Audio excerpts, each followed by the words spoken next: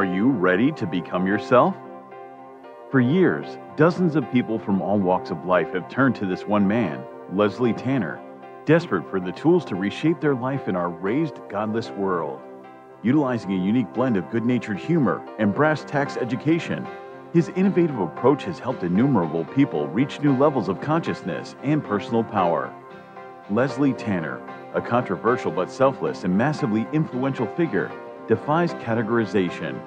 Since he and his life-changing program rose to fame, the expert class has desperately attacked him as a clown, snake oil salesman, or predator, attempting to silence him precisely because he is so effective at helping others become happier and more powerful in their own lives.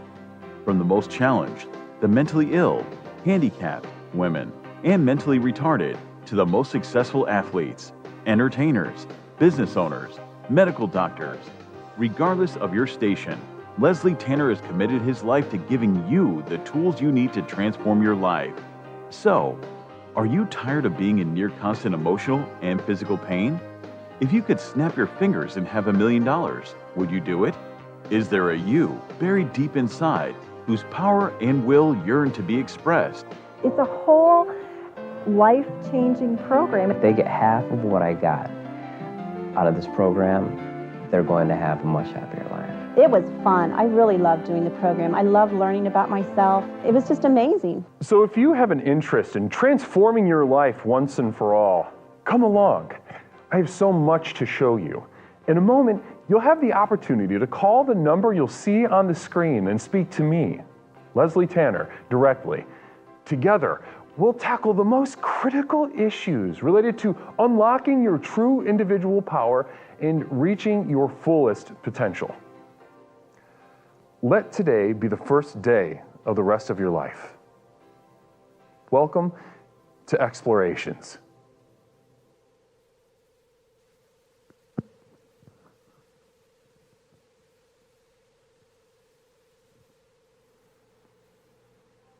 Good evening, my explorers. It is wonderful to be with you. My name is Leslie Tanner, host of Explorations with Leslie Tanner. Tonight, we are diving headfirst into a couple announcements, one of which I've made on the Discord already, second of which we're going to get on over to some very critical stuff for us coming up. Next week and the week after are very big weeks, least of which is the Christmas decoration. So tonight, let's expand our minds, expand our hearts, and innovate. Christmas decor, that and much more. Tonight on Explorations with Leslie Tanner.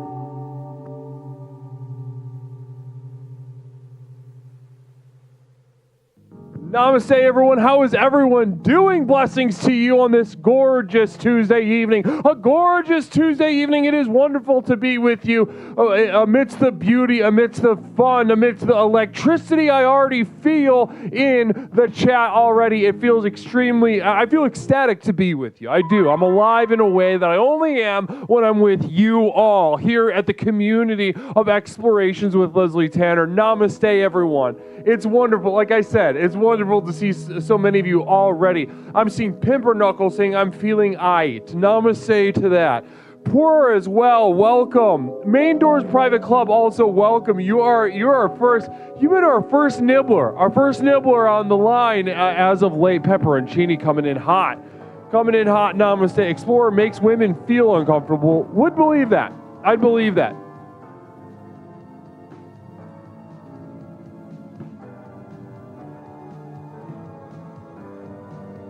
Just get some more songs going.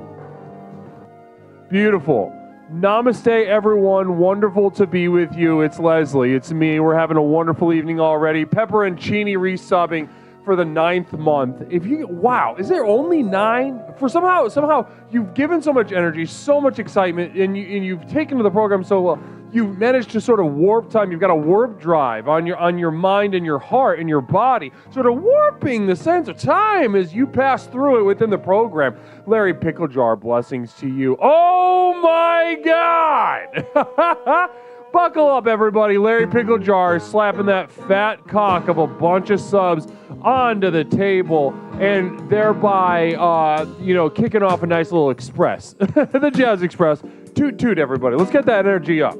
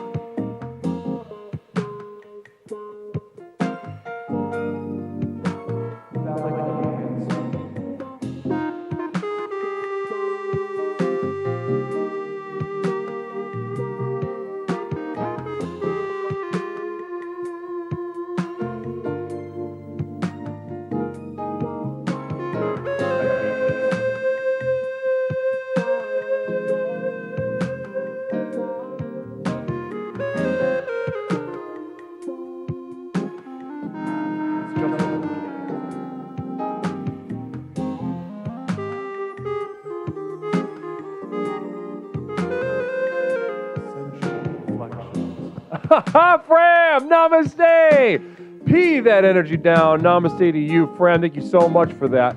Blessings to you. Pee that energy down. Oh, no, the Hippocryptomatic saying pee that energy down. No idea what that means. Blessings to you. Really appreciate it.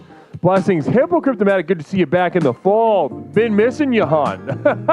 Fram Weird. The program has taken me from a highly retarded to highly regarded. Namaste. Now, that's interesting. I'd love to hear more about that. James and the Cat resubbing with the Prime. James! You son of a bitch. You think you're sneaking by me? Namaste to you. Boney also as well. Orcus Star.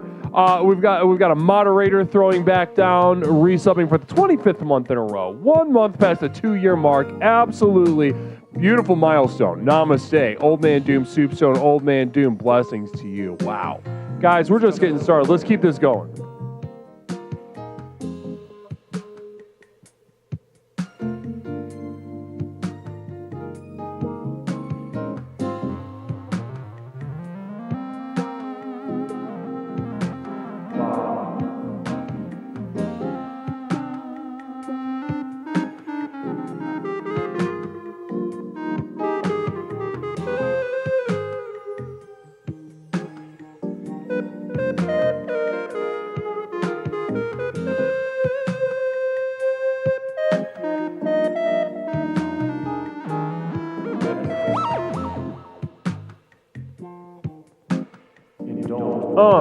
Not me single bit, not me single bit, not me single bit. Namaste to not me. Kind of getting excited, calling me a bitch. Interesting. Thanks so much, not me. Appreciate that. It's almost not Misha's bedtime. It's important to keep that in mind. When you see that kind of vitriol coming from particularly her corner of the community, it's important to keep in mind that, it's nearly bedtime for her. So, namaste. Blessings. Thanks so much, Misha.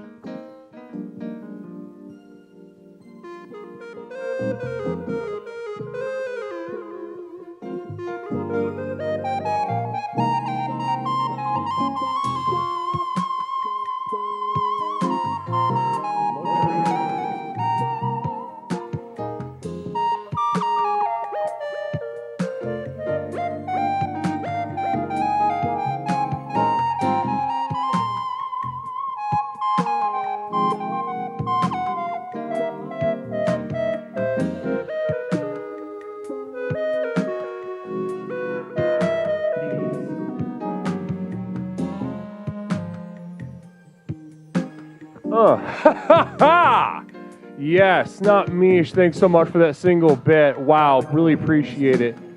Larry Pickle Jar, I just resubbed for 6 months. There is no alert for that. I just resubbed for 6 months. What are you talking about? Mother Nipple Bottom, thanks for the single bit. Really appreciate that, Mother Nipple Bottom. Larry Pickle Jar, no idea what you're talking about. Night of Zeal coming in with 888 bits. I shudder at the generosity. Night of Zeal, namaste to you. Blessings to you. Thank you so much for what you've given us. Blessings to you. The program simply would not be what it is without your generosity. Blessings to you.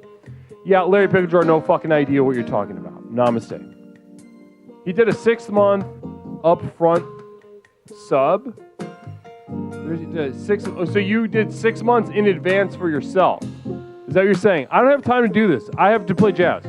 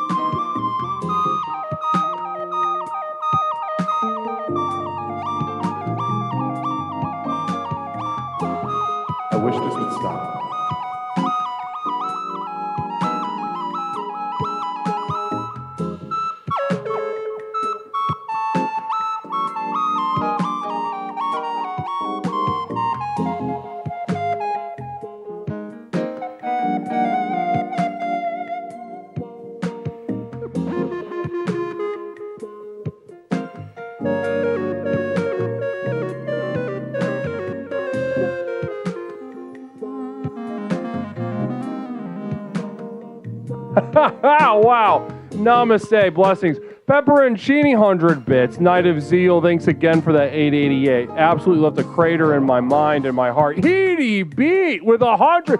Can we get a quick shout out for Heedy Beat? Absolutely amazing. Hey, yo, thanks for the shout out the other night. I've been lurker of yours for a while. Not gonna lie. Laugh out loud. Laugh out loud. Laugh out loud, says Heedy Beat. Namaste.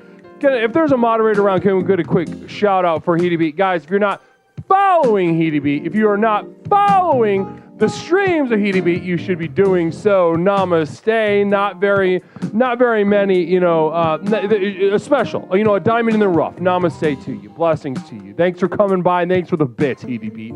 Namaste and blessings to you.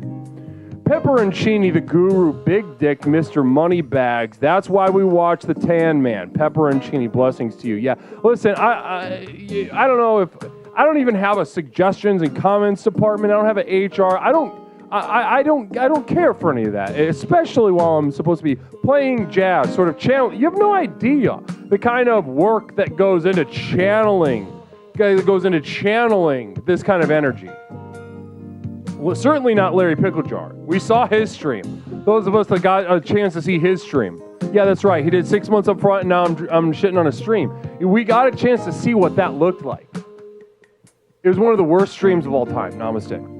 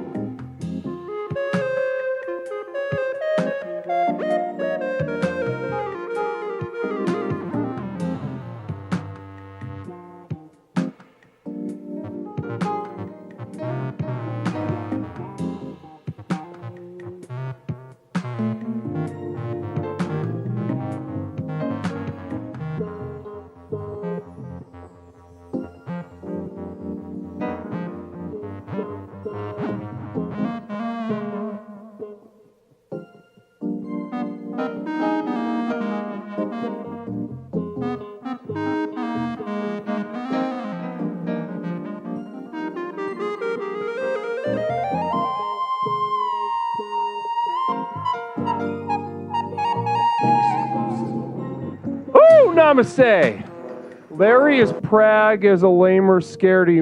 Larry is Prague as a lamer scaredy mask. No idea. Love the poetry of that so much. Thanks so much, Hippocryptomatic, for the bits. And thank you so much for the poetry of your mind. Blessings to you. Hippocryptomatic's one of the greatest gifts that she has to offer is the poetry of her mind. I said it once, I'll say it one more time. The poetry of her mind is a gift. Is a gift. Namaste. Blessings to you. Now, here we are, guys. Where do you get the turtleneck? Interesting question. This turtleneck, I think I got it on out of your dad's closet. Because I had sex with your mom. But I don't know. In reality, I have no idea. I kind of just show up with the turtleneck. I don't really understand where any of these things come from. I sort of just appear here, and this is how it goes. Guys, real quick, let's blast this bitch off. It is exploration time. P.O. Box 47621, Chicago, Illinois 60647. Go ahead and write me a little letter, send me a little postcard, send me a little package. Namaste and beautiful. I love getting stuff from you. Actually, I got something from you right now. It's sitting in my backpack. I don't know who it's even from. I don't know. Did any of you send me something? Are you guys waiting for something? Because I'd love to get into that with you. I don't even know who it's from. I'm going to open it tonight after the break. Open it tonight after the pee break. Opening it tonight after the pee break. Blessings to you. Fram with a communal vision. Very beautiful. Thank you so much, Fram. Fram says, the vibes in chat are already approaching some kind of freakish maximum. I can feel that as well. And I say, in the holidays, in the season, in the sort of spirit of the holiday season, let's go ahead and take that maximum to the next maximum. Let's redefine maximum tonight, because tonight what we are doing is going to demand a lot from you. It's going to demand a lot from everyone that is watching right now. I am bringing you guys to task. We're coming off that weekend. We got that fresh energy. We got that excitement. We got that enthusiasm, all right? We spent 4 or 5 days away from each other, and we're ready. We're ready to dig our heels in and really put this program to work. And in so doing, we're putting it to work in a way that's actually going to come back to you all, and that's what I'm so excited about tonight. So, guys, firstly and foremostly, you can see in the Discord, communal vision, very exciting. Thanks so much.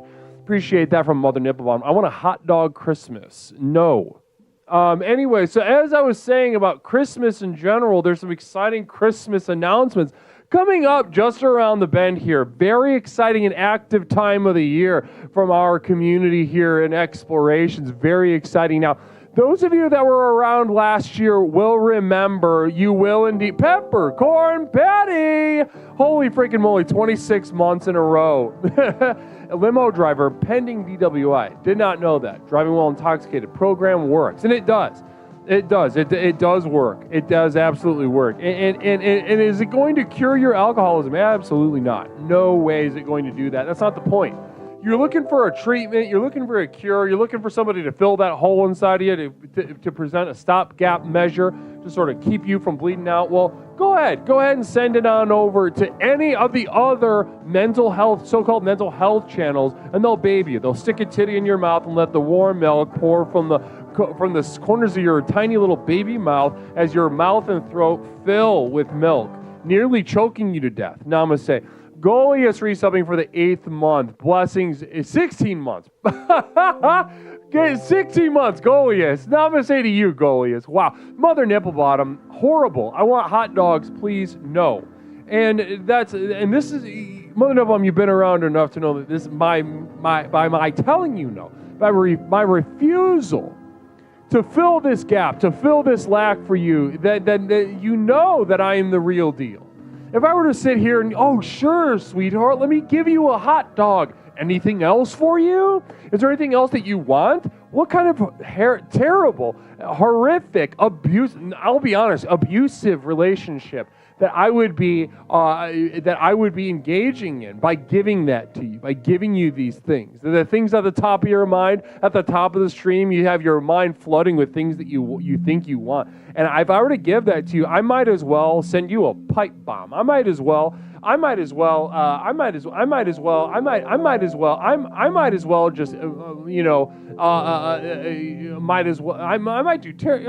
terrible things. Mother Nipplebottom, I know you sit on the hot dog stool and think about us. Namaste. Well, that's private, and I'm not going to indulge a yes or no into that. And I really appreciate, I really appreciate the thought and, of that. Also, as the hot dog stool is really an amazing gift. But that being said, no. Anyway, how do we earn the hot dog then? How do we earn the hot? Wow. Nage Creed, how long have you been around here? Were you here for the hot dog, the Exodus? Were you here for that? Were you here for that? Whatever. If I have to be a wanker to you, then I'll be a wanker to you. If I have to be a friend to you, I'll be a friend. If I have to be a father figure, I'll be a father figure. Any of these things I can and will do as a licensed clinical therapist to get you to where you need to be, a place that I can see that you can barely remove the mucus from your eyes in order to hold in your mind's eye the next level that we speak about so frequently. So listen, if I need to be a wanker, I gladly do it. I proudly take that upon my shoulders. Namaste. Namaste. Now, as I was saying just a moment ago, a couple announcements before we get into our brainstorm tonight. Guys, it's Chris. Well, very exciting communal vision. Thank you so much. Mother Nibble, or Fram, this is from Fram. Does being a wanker for us mean you'll jack us off? Asking for Godspeed. Namaste. So Godspeed's slipping a little note to Fram to ask me, will I jack their penis off? I can't say yes on stream, Mother Nipple Bottom, Explore Abortion Survivor. Are you wanking on the hot dog guru? Am I wanking on the hot dog? Meaning, am I performing masturbation while sitting my naked ass on the hot dog? I mean, you can pretty much assume yes to that, given the number of times that I masturbate in a day. I've been very upfront about that. I've been extremely upfront about my masturbation habits with you all. It's pretty intense. It's pretty laborious. I don't enjoy it, but that's not the point. So yeah, I sit on every surface that's in my home. So if you give me something to sit on, I will have jacked off on that within 12 to 18 hours. Hypocryptomatic, remember that time you dropped 24 of us because you made us keep changing hot dog for 24 years or fighting it? Those were crazy days. I almost liked Steely Dan from all the van rides. Thanks so much, Hypocryptomatic. Yeah, I vividly remember it, of course. Larry Pickle Jar, does being a wanker for us mean you'll suck off any old guy for shelter? Asking for Jen, namaste. Interesting question. I will not suck. I mean, there was a time in my life I would have sucked off any old guy, but that time is past. That time is not now. I'm here to do explorations, committed myself to certain facets of the program that I've developed with my own mind, with my own hands. Mary Lou hearts you. Hey, Leslie, I think you're referring to Wienergate.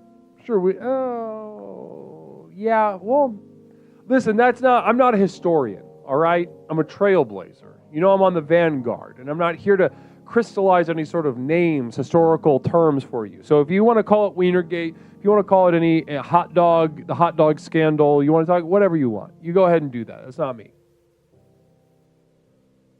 So far, that does sound, it's the catchiest, it'll probably stick the most, but Namaste. Be a historian, not me. Go to sleep. I snapped my fingers and now I am a millionaire. The program works even without hot dogs. See, Mother Nipple Bottom, there we go.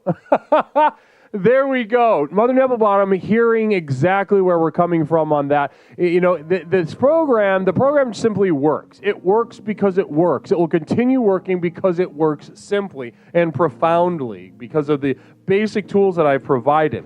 Will it work better with a hot dog? No. It'll actually, in fact, it'll work worse. And we saw that. We saw the play out. I'm not going into that anymore. It just works. Cherish understands. Cherish sees it clearly. Namaste, Cherish. Namaste. Blessings to you. Blessings. My purse is heavy. Wonderful. I love this. I'm loving the energy from chat right now. A lot of energy coming from chat. Really excited about tonight's exploration. Blessings to you. Larry, remember that time we made everyone wear fried eggs on their eyes and told them it was therapeutic, and then we threw their peed scaredy pants in our campfire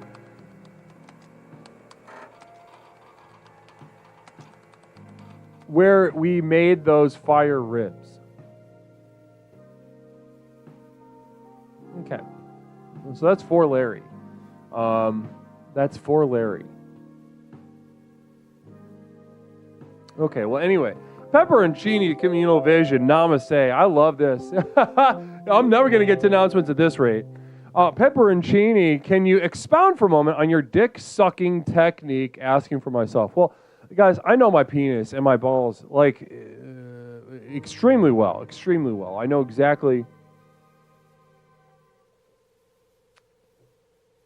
In a sort of, you know, if you lean into and you investigate and educate yourself on the micro and the individual, what you will often find is that you will have educated yourself on the macro, on the universal. I know my penis so well. I know every single penis that can exist, that has ever existed or will ever exist. I know the ins, the outs, the likes, the dislikes. I know exactly what to do. An old man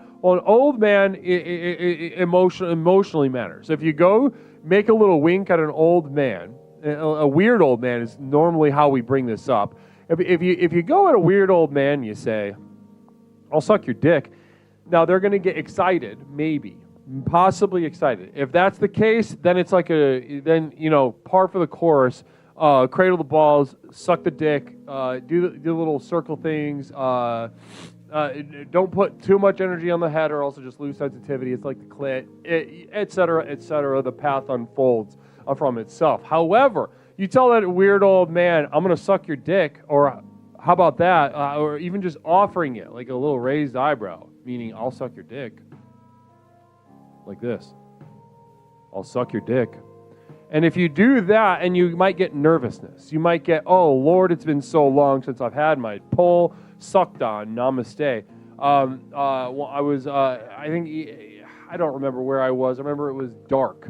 It was dark, and there was an old man, and I could make eye contact with him. I couldn't make a whole lot out. He was about 4'9", 4'9" old man, and, you know, I'm hulking. I'm 6'7". Duncan did it, Explorer Surrogacy Advocate butterflies. Namaste. So that's that's the other part, is that it could be butterflies. So then what I do then is I treat it as, you know, then you gotta do the foreplay. You gotta ask them questions. You gotta flatter them, and then eventually, once you could tell that emotionally they relax a little bit, then their penis will arise. Then you can just go crazy on the dick. You don't even need to do all the little hors d'oeuvres, the little accoutrements beforehand. You can just pretty much go 0 to 60 on the dick that you've done the emotional work beforehand. Namaste. Data pagan, getting horny, not meesh. Do you think William Shakespeare sucked a good dick?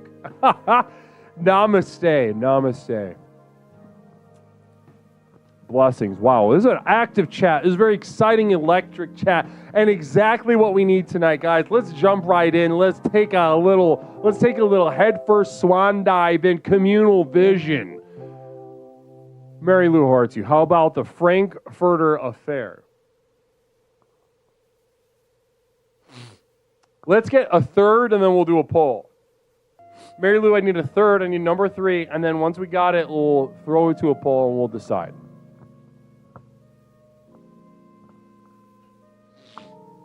Okay, so guys, like I said before, we are opening the lid. We are really letting it loose tonight while we get into tonight's theme. Now you could see that tonight's nope didn't update. Okay, let's go ahead and fix that real fast. That should have been different.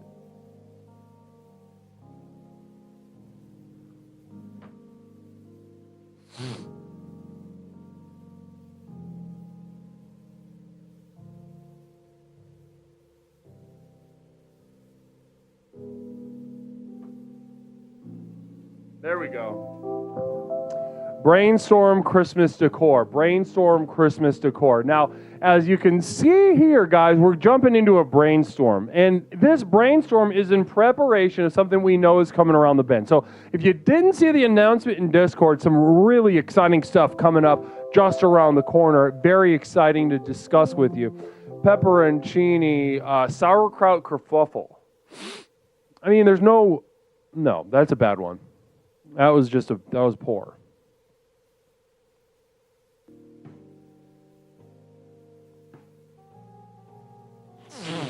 That was a bad one. No, that was a bad. No, listen, you can be upset with me, and that's fine. I'll take that. That's a sacrifice I make as somebody in my position. I'll take your anger. I'll take your anger on my shoulders. That was a bad one. Larry Picklejar calls it like he sees it as well, and he knows it. He clocked it. That's fine. You can be mad. Now, as I was saying, very exciting stuff coming up just around the corner, guys. So, first of which is the 19th, Thursday, December 19th. We'll be holding our annual Christmas decoration competition. Christmas decoration competition. I'll make another announcement. I'll make another announcement after the stream. However, next, the 19th, that Thursday, I will be taking your submissions of your Christmas decorations around your home, in your neighborhood, outside, inside, at the office, at the desk, wherever this decor may dwell. Take a little picture, submit it to the Discord channel, Christmas Decor. I'll go ahead and I'll make another announcement with all this information, but on the channel Christmas Decor, submit your pictures. Enter your submission to compete for this year's champion of Christmas decoration competition tournament. Namaste. So tonight, what we're doing with this theme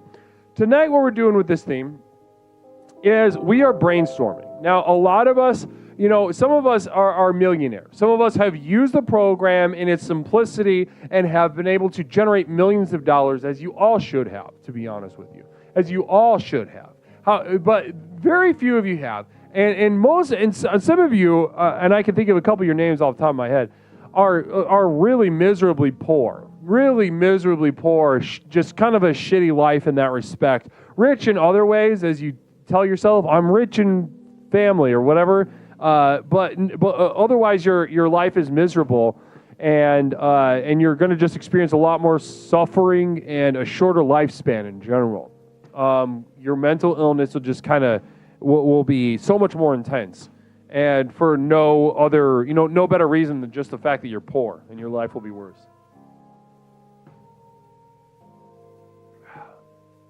Now, what I mean to be doing right now, is laying the land. Because tonight we are brainstorming Christmas decor. We will be taking a look at each set of limitations presented by each caller tonight, and we will be putting our minds to the task. Larry Pickle Jar, Jen is very rich in family, parrots and dogs that have a taste for old lady faces. So animals that are just untrained, maybe you shouldn't even have them, to be honest, legally speaking. Communal vision from Fram. Thanks so much, Fram. I drink too much weed soda. I'm levitating like a wizard, brother. Call B Dalsim. Oh, from Street Fighter. Or some shit. IDK, go wild with it. But don't get racist. Yeah, you're high. I could tell. I could definitely tell. Mother Nipple, thanks so much for that gifted sub. Blessings to you. Namaste. Now, as I was saying, so that's what we're doing tonight, guys. We're putting our nose to the grindstone, taking our minds to task. We are brainstorming through each of our sets of limitations to really brainstorm some Christmas decor. Now, I don't want to talk about anything else tonight, ladies and gentlemen. I don't want to talk about anything else. You might feel you need to make an announcement or that you need my advice. I don't want to talk about any of that. I'm talking about Christmas decor tonight because I want to get you guys ready as you possibly can be. Here we go. Mary Lou hearts you with the third idea. Historian Mary Lou hearts you. Footlong free-for-all. Footlong free-for-all. All right. Yeah, let's throw it to the poll.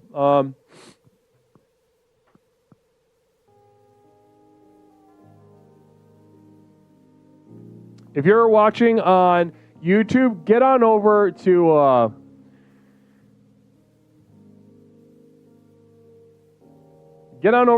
Twitch for a moment so we can do this poll.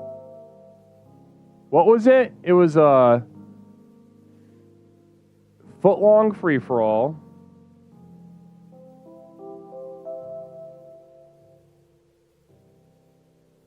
And then it was Pepperoncini's shitty idea that I'm not even going to even try to remember. Then it was Wienergate. And then it was... What was that second one? The Frankfurter Affair. Yes. The Frankfurter Affair. All right, let's do this one. Let's make this one 3 minutes long.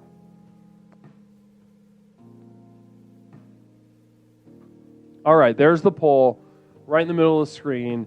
Pick the name: Footlong Free-for-All, Wienergate, or Frankfurter Affair. Now, I'm not a historian. I don't give a shit. I don't care. That's not my job. I'm on the front lines. I'm on the vanguard. I am pushing the envelope, trying to get everyone to the next level that we speak about so frequently through the program, the Personal Power Program of Explorations. That is what I am here for, and I'm not here to sort of just sit in that back seat of the station wagon looking, to the places we've been and trying to name all this stuff. That's not really what I do. So everybody pick.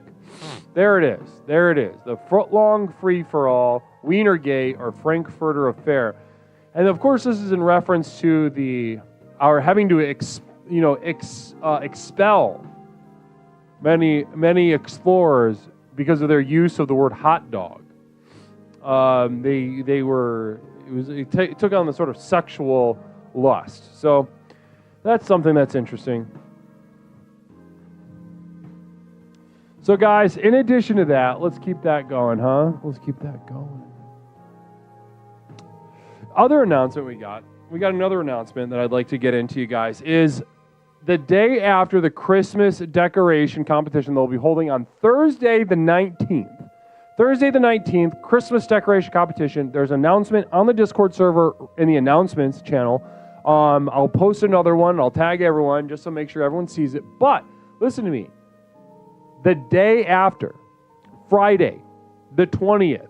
Now, if you were here last year, you remember very clearly how groundbreaking and monumental our Christmas party was. Well, guys, get ready, because it's going to be even bigger this year. More fun, more to do, more excitement, more any sorts of shenanigans you can imagine we're going to have together on the Discord server Friday the 20th. I'll do a little warm up. Oh, we've got a little Duncan I can say glizzy instead of hot dog, right? If you say it appropriately, you can say hot dog. I don't mind just like the existence of hot dogs. M. Robert Kopp, hell yeah, the program not only works, it fucking rules. M. Robert Kopp, namaste. Namaste. Also, a member of my community of the Devoted Light, which we'll get into a little bit later on, guys. My inner circle where you can get videos, lots of videos, excitement, music downloads, monthly postcard, etc. All right, couple more seconds left on the poll. We're going to open the lines up soon. I got to chat with you. What do we got here? 3, 2, 1. All right, footlong free-for-all 1.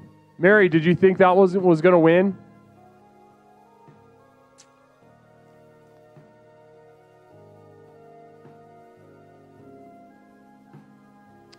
Hypocryptomatic brought up a really good point. The numbers were interesting. We had an absolutely massive Christmas party last year. And this year, I would imagine, is only going to get even bigger, even better, worse in many ways. But no more of a focused monument to Christmas will you find in this world than the Leslie Tanner Christmas party put on by Leslie Tanner and the Mods. So just to give you guys a little heads up, that's Friday, the December 20th at stream time. I'm going to come on and do a little bit of warm-up, do a little bit of a musical performance, then we'll just end the stream and head on over to Discord and have some fun. Will you be doing a P.O. Box Christmas card special? Interesting. Yeah, I guess that's something that I probably should have. If I was going to do that, we'll probably have to do that next year, because if I was going to do that now, it's a little late. Right? Isn't it, Galactic? You guys, can we get Christmas cards to me in, it's like less than 2 weeks away. Hypocryptomatic, December 20th, he said. Number 7, December 20th, he said. Namaste, Hippo. Thanks so much. Appreciate it. Now, like I said, December 20th, that night's going to be special. I'm going to get on here, do a very special musical performance for you all. Sort of a dial in, set the tone, get us warmed up for the evening ahead of us. Then after a brief little warm-up, musical stylings, we'll be heading over to the Discord. So guys, there'll be a Christmas karaoke. We'll have a marathon of movies running in the screening room, and you'll be able to walk away, guys. You'll be able to walk away from the photo booth with a special commemorative Christmas Leslie photo with you and myself, Leslie Tanner. We'll have that set up, very exciting, and we'll have some moderators. The moderators, we're already working so hard behind the scenes to make this a reality. So I'm very excited to see you guys. Not only the 19th for the Christmas decoration competition, but the 20th also for the party. It's going to be crazy. Namaste. Now, Now, community devoted light, type exclamation point final journey if you want to get to the exclusive videos and get a monthly postcard from me, etc., etc., VHS tapes, music downloads. Dishman says, like a song. Yeah, I'm going to be doing songs. I'm going to sing. I'm like musically, I have a lot to give. You know, I have to practice the program as well. And I'll be practicing the third step of the program that night. Namaste. Now, guys, enough fully button around. Let's open up the lines. I got to chat to you. I got to talk to you. I got to chat with you. The line is now open, 708-240-8953. 708-240-8953. I don't do pictures. I'm too hot for the camera. That sounds like it's the opposite of what you think, main doors. Caller, welcome to Explorations with Leslie Tanner. My name is Leslie. What is something I can call you tonight? I did it. I'm number one. You are number one. Namaste. Guys, please welcome Jenny, back to the program. Jenny, it's been a little bit. How you doing? I know I left. I'm sorry. Bye. You've been terminated. And that just like that. Larry Picklejar, not wasting time, saying bye-bye. Blessings to you. Caller, welcome to Explorations with Leslie Tanner. My name is Leslie. What is something I can call you tonight? I really didn't want to open up the holidays like this. Okay, and is this Jenny? No. Who is this? Penny. Penny? Benny. A guy. It's a I guy. thought Jenny was pretty chill. Namaste. GP Bear, have you ever seen The Righteous Gemstones? I think you could play Baby Bill's long lost son. GP Bear, that's very nice of you to say. And you've been terminated. Wait. No. 708-240-8953. 708-240-8953. Here we are. Explorations with Leslie Tanner. Larry Picklejar gifting to Kahlo. Caller, welcome to Explorations with Leslie Tanner. My name is Leslie. What is something I can call you tonight? Hey, Leslie, is the show still on? Is the show still on? Yeah, or like, did it end now? No, it's very much going still.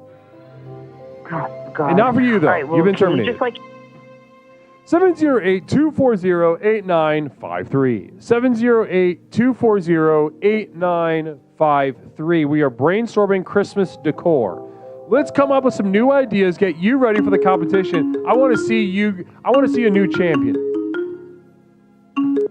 Caller, welcome to Explorations with Leslie Tanner. My name is Leslie. What is something I can call you tonight? And I thought that it would be really great. Oh, hey, Leslie, it's me, Jenny. I was just thinking about the Christmas show. I was talking to Phil, and there's going to be a big number. It's going to be a huge number. Right. It's going to be super romantic. It's going to totally go for the show. Everybody's going to love it. I swear. What do you think? Wait, are you pitching an idea, or are you just saying that it is going to be that? Oh, no, the idea is in the works, brother. Like that I'm working on it, or that you're working on something? What does I mean? Is that like a Buddhist thing? No, like, what are you talking about? In a Buddhist sense or in any sense? Not Buddhist. You know why? Why? It touches too close to him. I think it's lame when they say life is suffering. I'm pretty sure we're supposed to believe something else. But anyway, let's get back to Christmas. I'm so pumped up again for this year. And you know what? What? Leslie, I didn't even talk to you for a month. Yes, I know. What was going on? I don't know.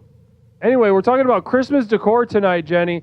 Brainstorming Christmas decor. Now, are you somebody that puts up Christmas decoration?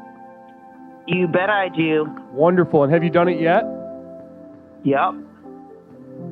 Take me inside what you got, what you're working with, and how can we're going to figure out a way to improve it. It was a great month, says Larry Picklejar. referring to the month that you weren't around, to be clear. Is that supposed to hurt my feelings? I don't know, did it?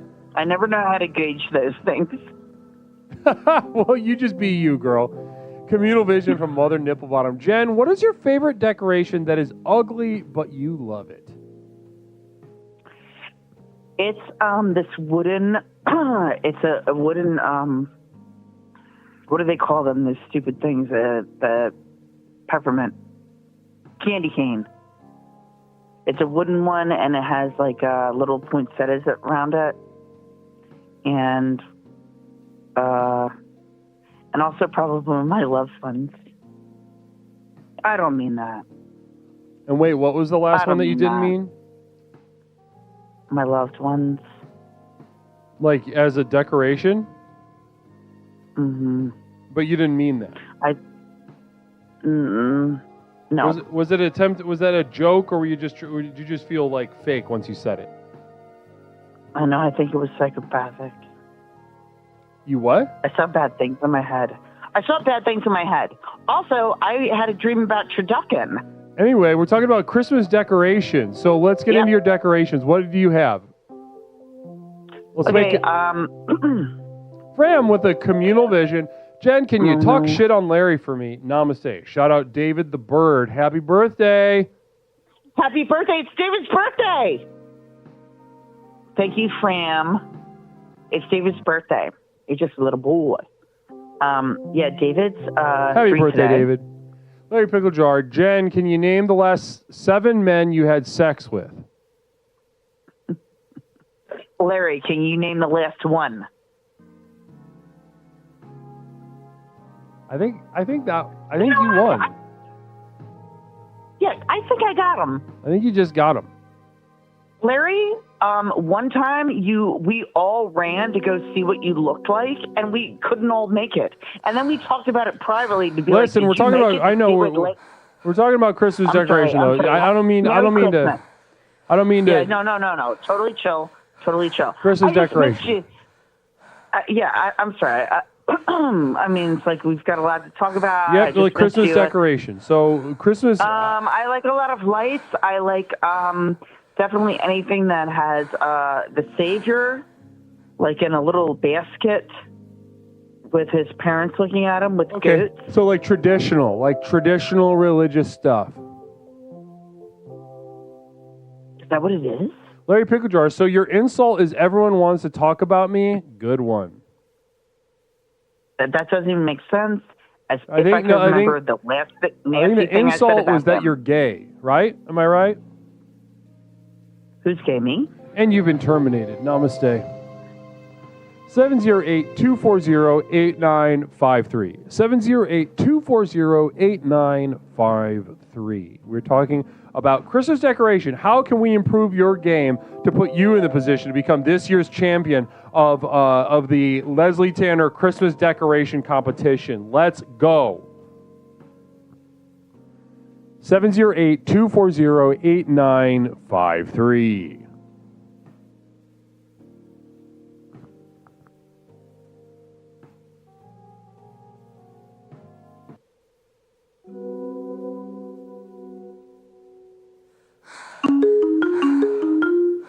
Man. Caller, welcome to Explorations with Leslie Tanner. My name is Leslie. What is something I can call you? Well, look at this quiet camp. I know, right? Mary Lou has a lot to say, huh? I know. Everyone's got so much shit to talk, but then you sure do. Purposely leave the line open, and no one fills in. No one calls up. There's 113 people watching the stream right now. Come in. And there's 7 over on YouTube. Oh, no, the 7 that's included in the total. But there's 113. What? You talking to me or them? Anyway, Christmas decoration. So you're going with the baby Jesus stuff, looking up. I do some nativity scene stuff. I switch it up sometimes. I do sometimes. I think he's so cute in his little cradle. Right. I do. Okay. And then the way they like creep over him, and they're like, ooh, Ooh, listen.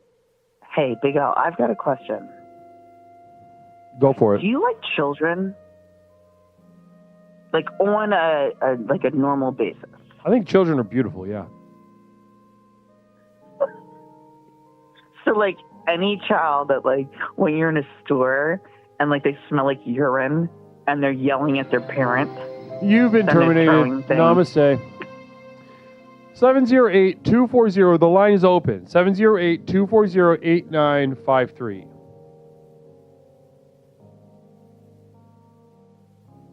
Seven zero eight 240-8953. Guys, let's talk about it. We need to brainstorm.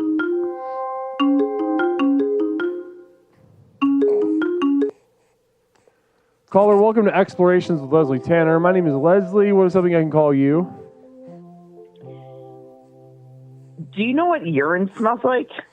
Phil Z74. I have a Lego representation of the Home Alone house. There's a minifig of Jenny giving the old guy with a shovel a beach, so that you're sucking off the old man in the Home Alone. I never gave a homeless guy a beach. Can we talk about child urine or not? Do you have a juggalo baby, Jesus, for your nativity scene, Jenny? Yes. We're talking about Christmas decor. I don't want to hear about kids' I like pee. poinsettias. Okay. Okay, so Leslie, let's. So can you I got. ask you a question? No. Does it involve Christmas decoration? Yes. Okay, go. Do you like colored lights on your Christmas tree, or do you like white lights? I go back and forth every year. I mix it up. 5, 4, 3, 2, 1. That is not true. You can't go back and forth. Let's I literally can, and I literally do. I don't know what do you mean I can't? Like physically I can't? You can't do that. Or I'm violating some sort of rule? Who does that? What do you get? New lights every year? Millionaire? After Christmas, they cost like $5 at Home Depot. Excuse me, sir. So what? You're excused. Oh, you've got $5 bills You're you're just throwing out? You're excused. No, I didn't mean Communal vision from Larry Picklejar. Jen, you literally called in crying that you jerked an old guy off for a hotel room while crying under a gazebo in 2023. Okay. Number one, that was 2022, and I had a fever. Okay? Has he ever had a fever? You know, I'm sick of Larry Picklejar just talking the talk. Okay, anyway, we got poinsettias, we got a nativity scene, and we've got one single kind of light for your tree. That's all I know so far. Okay, no false. I have lots of colored lights for my tree. I just got, by the way, my mom bought me a fake one, and I more or less feel like that's her writing my death Larry wish. Picklejar. Stay on topic, Jen. Stay on top of what? On topic. Stay on topic. Oh, topic. I'm sorry. I thought he was telling me to, I'm sorry. Well, if he would stop interrupting. Mother anyway, Nipplebottom, so I have lots of inappropriate ornaments. ornaments. Should I replace them when I meet my son's new in-laws? Krampus and devils and stripper, for instance. I would say no. What's Krampus? No. Don't change your ornaments. Those are good memories. No, I think you're worried about the leadership role that you'll be taking by playing that role in their lives, Mother Nipplebottom. And I think that leadership role is something that they need. If they're offended by seeing a stripper with, that ornament's got a snatched little waist and big ass titties, then that's what they need to see in that moment. Duncan did it. Jenny, I've got your number, 867-5309. Hi to the 7 YouTube viewers in the program. This is a mess. Anyway, Jen, I think you've had more than enough time. I would say, honestly, if I was going to, push you in a direction, I would say flip. Right. I would say get regular white lights for your Christmas tree this year, and then let everything else just kind of come from there. I won't. I try to see it. 708-240-8953. 708-240-895. I just inherited 24 Swarovski ornaments. Wow. Is that good? I've heard that. I've heard Swarovski. What does that look like?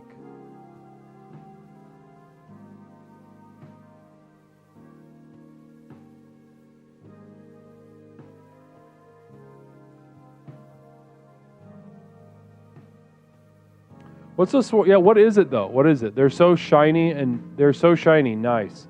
Oh, Swarovski crystals. Is that what that is?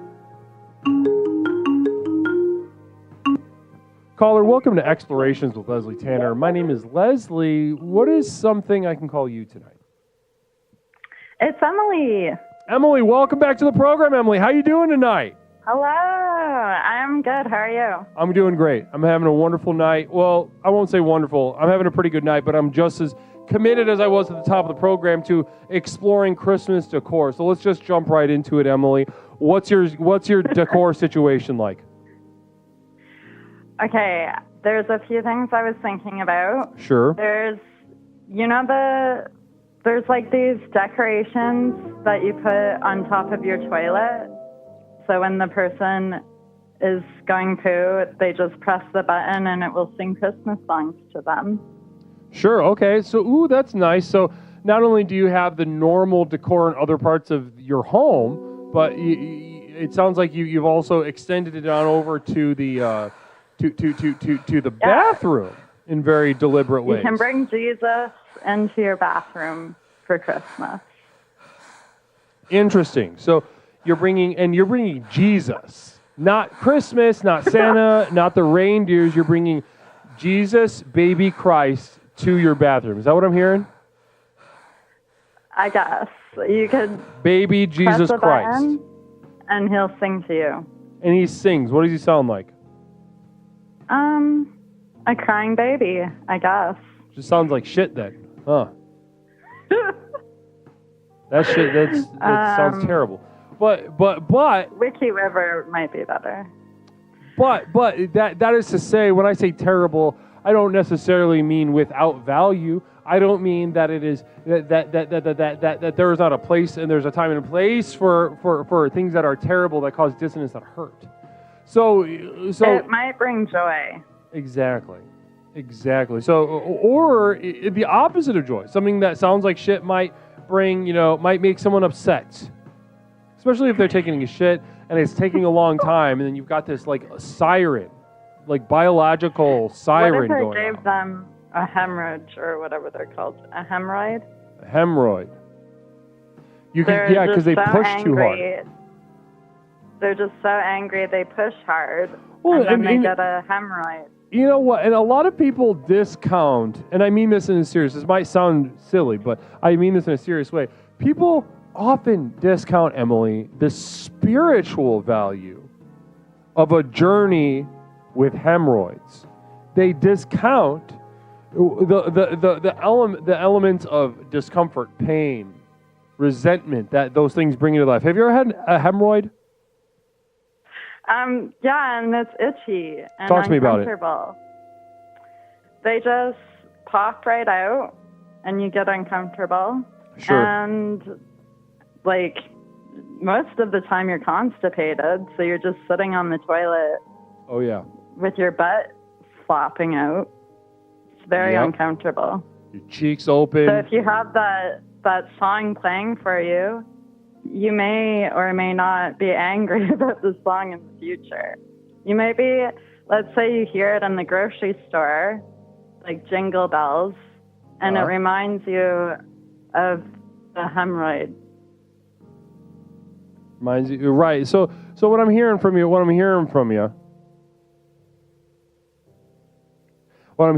right now is that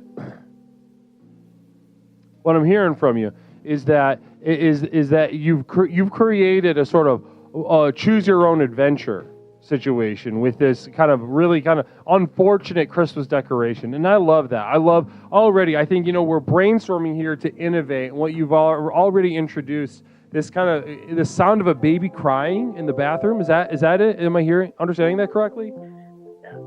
Baby Jesus crying to the tune of Jingle Bells. crying to the tune of Jingle Bells. Now, is Mary there? Is Joseph there? The three kings, the drummer boy, etc. Are they there? I guess it's what you want to make it. Well, I'm talking about They could physically. be Like, there. are they there? They could be. Is this abstract? Are we? How abstract is this? What do you mean? If I want them, It's getting pretty abstract. At first, it was pretty not. At first, it was a pretty good idea, and now it's getting abstract. okay. Well, I think what the strength of your idea though is it's reality, it's tangibility, it's right in front of me. I can taste it, I can touch it, I can see it. If we get too abstract, it's going to lose a lot. I think it's going to lose its immediacy. And I think go ahead. It might be more alarming if you walk in the bathroom and there's just a baby. It might be more alarming if there's a baby. Jesus. Do you have a baby? No, I don't have a baby. Phil Z says, I bet Jesus sounds like Perry Cuomo. Any response? Perry who? Cuomo? I don't know who that is. Then we'll skip it. Phil, thank you so much for that. Hypercryptomatic with the 100 bits and a communal vision. Let's see what this perspective has to say. I love this cheap sacrilege because we can all do that towards Christians, but not any other religions. It's so clever. I love this. Oh, we got an angry Christian. We got an upset Christian. Namaste. It could be a Christmas alien. I don't know.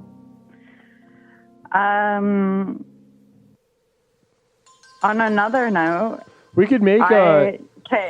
I mean, it could be. We could make. Let's brainstorm. Let's open this up. Let's open this up to other religions. If you were going to make a really awful Christmas decoration, I guess we'd have to start thinking. I don't know shit about the only reason Islam. The only reason I mentioned Jesus because it's Christmas. But okay, my other decoration thing. Real quick, yeah, and let's go. This has been a pet peeve of mine since I don't know, forever. But I hate when people just wrap up cardboard boxes and they don't put anything in it. Oh, the prank. You don't like that prank. They just put it under the tree. You're looking at it thinking, wow, there's so many presents. One of them must be for me. And they're all cardboard boxes. Wow, and that hurts, huh? Welcome, Yeah. Jameson Link. Namaste to you, Jameson. Everybody welcome Jameson Link over at youtube.com. Namaste. Namaste. Blessings to you, Jameson. Namaste. Now, you listen, we could have a whole long conversation about that gift, that prank, and the hurt that you feel about that, but that's going to be another call. Emily, I think you're on to something interesting. I want to see this become a reality, though, all right? This is where the true test begins, because you have the idea. Now it's time to bring that reality into reality. Communal vision from Mother Nibblebottom. I fuck with Hanukkah, though. Ask me about my Hanukkah bush. I didn't know there was a Hanukkah bush. I'm not going to go about that. You're not going to what? I don't know. I'm not going to give that attention. Hanukkah bush?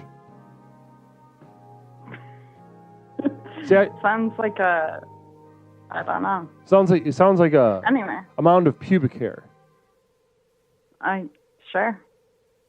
If you had to guess percentage-wise, how many secular or religious people of the Jewish faith, what percentage shave? Mm-hmm. How many of the Jewish secular, What religious, percentage liberal, shave? conservative, Hasidic, liberal, whatever we're talking about, what percentage-wise break down, how many of them shave? Like men and women? Let's do them separately. Well, Okay. While you think about that, quick communal vision from Fram. One time, my grandma got my little brother a Hot Wheels play set, but she took it out of the box and put a bag of frozen peas inside and then wrapped it up. When he opened it up on Christmas, he freaked the fuck out and started breaking shit. She had to fight him to get him to go check the den where she had set it up. We got it all on camera. We watched the video. We watched that video a lot. Happy holidays, Explorers. Fram is high as hell. Fram is high. That is a high. You're high, and everyone knows it. Your paranoid feelings are, in case you're having them, they're right. So, okay, you've had a second to think about it. What percentage? I would say like 60% of women shave. Shave. Don't shave. 40% don't shave. women don't shave. We're talking 40%. No, 40% do shave. 40% of female Jews with a pussy shave their pussy. Sure. Okay. And then I'd say maybe 20% of Jewish men shave their body. Just their body in general. So you're not just saying, around their balls or the base of their shaft. You're saying... No, because I lived with a Jewish man and I shaved his back, like, all the time. Oh, interesting. Okay. So... Did he shave his penis and scrotum? It was trimmed, but I wouldn't say, like, shaved to Not shorn? Yeah. No. Hypocriptomatic, meanie and wee man is not how people talk. They aren't also talking like a dope with no studies on religion, hurting so many people in pain and war, but hilarious, you garbage human. That's for you, I think. Any response? Thanks for that information. Borealis Black, Hanukkah bush can also be a merkin.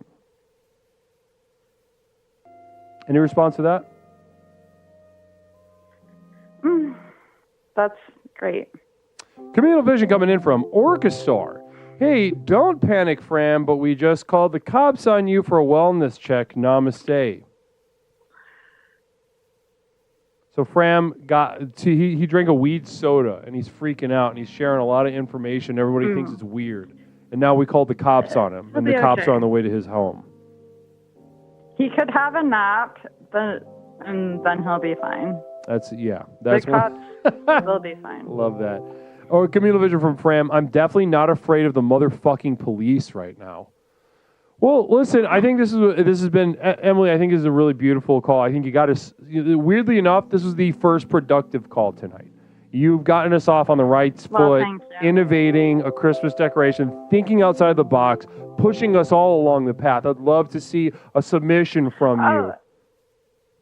So what I'm going to do, I'll create this little Jesus, and I'll put it at my Christmas party. And we'll see what happens. Yes. I love that. And can you submit it too on the Christmas Decor channel on the server? Yes. I will do that. Wonderful. I'd love to see what comes out of this. I'd love to see, because it's always difficult to push it into reality. Hypocriptomatic with a special little message. You're a piece of garbage talking nasally and high and insulting. You hate people, die for us. Hilarious. Dreadlock. Any response? I don't think people dying is hilarious. So. Dreadlock says police. Says police is a cute little thing about that. Then I have Jews and Christ, says Hypocriptomatic. Congratulations. And then we have another communal vision. This will be the last one. I'll let you go. Thanks for being so thanks for being so generous. Mother Nipplebottom, my Hanukkah bush is half the size of my Christmas tree, but is covered in money for the stripper ornaments. The Orthodox guys love a stripper.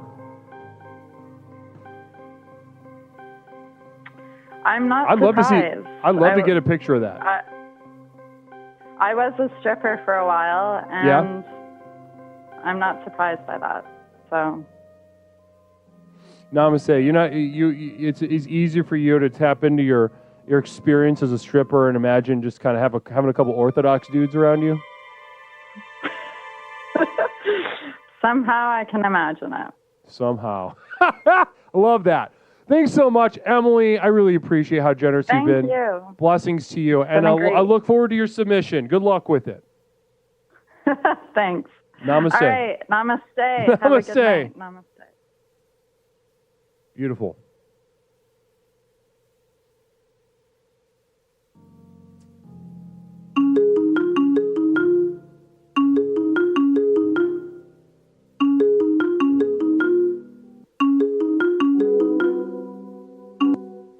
Caller, welcome to Explorations with Leslie Tanner. My name is Leslie. What is something I can call you tonight? You can call me Beeps the Younger. Say that one more time. Beeps the Younger. Beeps? The Younger. I am Beeps' little sister. Beeps the Younger. This is Beeps' little sister. Your voice sounds so similar, Beeps the Younger. Yes. How about that? Well, Beeps. Beeps the Younger. Everybody, we got a first-time caller from Beeps the Younger. Namaste to you, Beeps the Younger, guys. Let's get some noise in the chat, some excitement, somebody jumping in the deep end. Namaste to you. Beeps the Younger, how are you tonight? I'm pretty good. I got to spend about 4 hours decorating my office today, fighting with a ruler to put paperclip snowflakes on the ceiling. So that was pretty awesome. So you're going all out. So talk to me about the office. Were you decorating like the whole office space, your little area, your desk, your cubicle, etc.? Talk to me. Give us a better picture of that. So I work at a college, so it's an office in the college. There's a front desk, a student desk, Sure, yeah. couch, chairs, all that. So we have little trees around on the tables next to the 3 different candy bowls and the coffee maker. We have Dreadlock with a communal vision. Was it more pretty or more awesome? Or do you really believe it was pretty awesome? It was pretty awesome. Okay, interesting. Continue. And so I also have some little white snowflake lanterns that are around on the tables and fake bells and pine cones. But I have jewels and snowflakes that I tied to ribbon and was trying to attach to the ceiling. Initially, I bought magnetic hooks from Amazon so they could just clip on and hang down. Pretty winter wonderland type of stuff. Mm-hmm. And turns out our ceiling, the metal on it is not magnetic at all. So I'm trying to climb on my desk to reach the ceiling because it's taller than 8 feet. But my desk, I'm only able to get about 5 feet of ceiling coverage on top of my desk, and that's the highest piece of furniture in the room. Yeah. And how tall are you? I'm 5'7". 5'7". So you're not short. No. Huh. Like, even coworkers who had helped me take down the spiders for Halloween from the ceiling, like, he had trouble on a step stool, and he's like 6'3". The ceiling's ridiculous. However, they have panels. So what I discovered is if you bend a paperclip to look like an L shape, you can attach a ribbon and tuck it underneath the ceiling panel. So I had to hunt down 2 yardsticks, rubber banded them together to pinch the paperclip, to then poke it up on the ceiling. Wow. Giving me those 3 extra feet to then try and put it underneath the ceiling panel so it could hang. Wow. I was successful after a long time. Sure. We have about 12 snowflakes and then a bunch of little jewel things hanging. Communal vision, real quick, from Dreadlock. Is this a euphemism or not? No, it's no euphemism. A euphemism for what? I was literally just putting decorations up on the ceiling with Yeah, I don't. sticks. Yeah, Dred, what are we talking? What would this be a euphemism for? Where's your mind going right now? I want to know. This stuff like this is critical to our journey here at Explorations. We need to know if something's tapping on your window of your mind and saying, "Hey, let me in. Here's something. Here's a pathway for you." And I would love to know what this putting decorations on the ceiling then is a euphemism for what? But like what? You know what I mean? You look up. I don't get it. I would love to know, though. I'd love to know if you find the words. So, listen, I think we're getting a pretty good idea, Beeps the Younger. I think we're getting a pretty clear picture of the thoroughness, your enthusiasm, your work ethic, your commitment to the creation of a vibe in your office is truly remarkable to hear. To hear about the great lengths that you've gone with your snowflakes and your et ceteras, really paint a picture of somebody who is hungry for setting a Christmas tone, Christmas vibe, and letting the world know. Also, I don't know if you think about this consciously, but in your position, you have an office. It's in a college setting. I would imagine you have some amount of authority. It also sets a tone for power. Oh. I haven't thought about that. Stone Monster 400 with a communal vision for you, Beeps the Younger, is the Christmas kitty fat?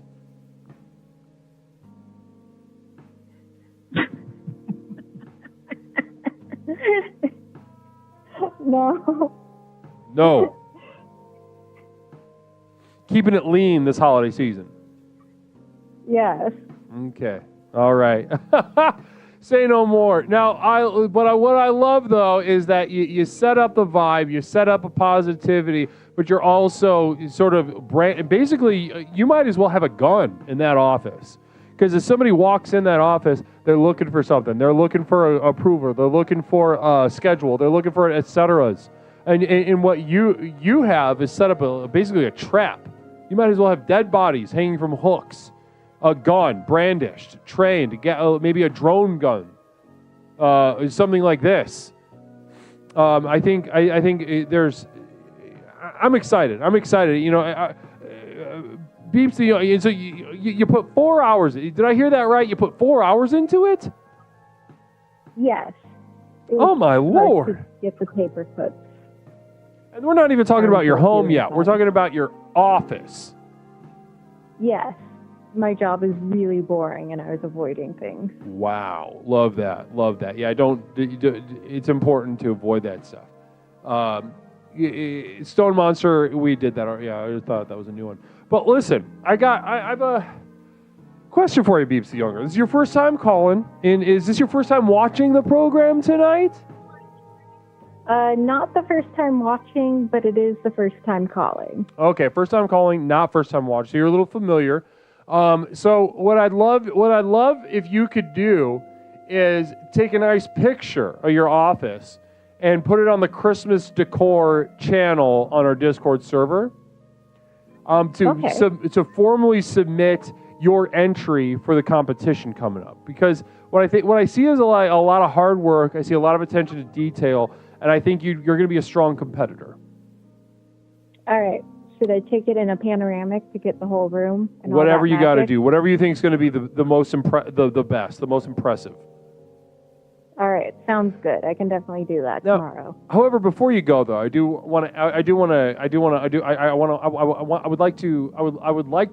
would like to plant a seed with you. Because this isn't your first time around the block as far as Christmas decorations is concerned. You've clearly thought about this, done it. You know what it takes, and you're not easily deterred, by the limitations of your environment. For Christ's sake, you made tools to do this. However, I want to plant a seed with you. Okay. And I'd love to see this play out somehow in your decorations. I want you to think about it. Let it germinate, but I'd like to see how this how it does come to fruition, I would imagine it looks very good, very impressive. But what would it look like if you decorated poorly, like shit? Like, obviously there's a lot of detail and positive, pleasing things to look at. But what if on the desk, you put like a really fucked up one of those rubber babies that look real or something that you can get on Facebook? or like something really alarming. Maybe like real quick, hold space, resubbing. Hold space. No, I'm going to say to you, hold space. Oh, you're not seeking by me, hold space. Resubbing for a third month. Hold space for my tribe. Guys, shout out hold space. Can we do a quick shout out for hold space? Just in case. Just in case there's any stragglers. You guys got to follow hold space, okay? Fantastic streamer. Now, what would it look like to you? And just brainstorm. Kick a couple ideas off the top of your head. If you just did the opposite of what you normally do. You did a really, really bad job. Talk to me about that. I would say going where my mind went, at least, with my supervisor, a bad job that would get me in a lot of trouble actually would be picking one specific religious holiday, because we need to be all-inclusive and all that stuff. So, like, the trees were a little dicey. I was a little worried about that, honestly, even though they're just evergreen trees with a little fake snow on them. My student cut out a star and put it on top of a succulent, though, so we kind of snuck in a Christmas succulent.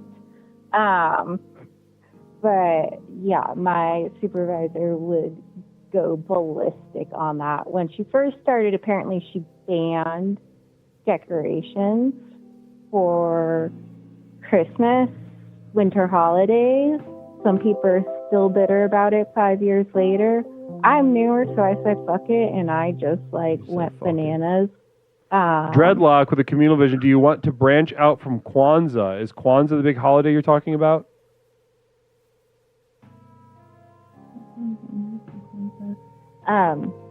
Just any specific holiday, I can't only stick to one. So I did a neutral, winter wonderland theme for the office, and then for our potluck, hence the snowflakes, and we have spider webs from Halloween, that gauzy stuff. We repurposed it, but it looks like snow. So we're going with winter instead of Christmas or Kwanzaa or Hanukkah. I see what you're saying. I see what you're saying. I think, so it sounds like if you were going to do a bad job, a lot of this idea of bad would come from the emotional reaction of our supervisor, who is afraid of offending people along racial or ethnic lines. Is this true? Is this accurate? Oh, yeah. So that stands to reason that if you were going to do a bad job, you would really raise the racial tensions in your decor. You see what I'm getting at? Yes. So I would love to see a list of racist Christmas decorations from you. Or borderline. How about that? Let's not full racism, because then it gets confusing in its own way. Let's dial it back. Borderline racist Christmas decorations. I'd love to see that kind of element. Be interesting. Right? I think that'd be really interesting. How about this? No, I'm going to plant that seed. Let's plant it right there. I want to see what your brain does with it. Dreadlock, menorahs are cool candles. What if those candles were in a yard and shaped like a cross? Oh. I think that sort of jumps over the line that we're talking about. Not a bad, not a bad idea. Certainly speaking, you're definitely heading in the right direction of what I just brought up. But I'm saying, what if we dialed that back a little bit? What if we dialed it and got it really into the confusing sweet spot where it's like, is this okay? Because that's wild. That's like an art school piece or something. I would be wondering why I'm in Mississippi. Okay, Borealis Black, thank you so. Oh, Borealis, thank you so much for the gifted sub. Well, listen, I don't want to. As lucky as you are to have been on the phone with me for so long, I don't want to hug your whole night. All right, great talking to you. Thank you. It was wonderful talking to you, Beeps the Younger. Listen, don't be a stranger, okay? You call back soon. This was a very fun conversation. I'd love to see where you go with the seed that I've planted in your mind. All right, I'll keep you updated. Okay, we'll talk to you soon, okay? Namaste. Namaste. Namaste. Oh, what a fun conversation. What a fun conversation. Lothster with a single bit. Blessings to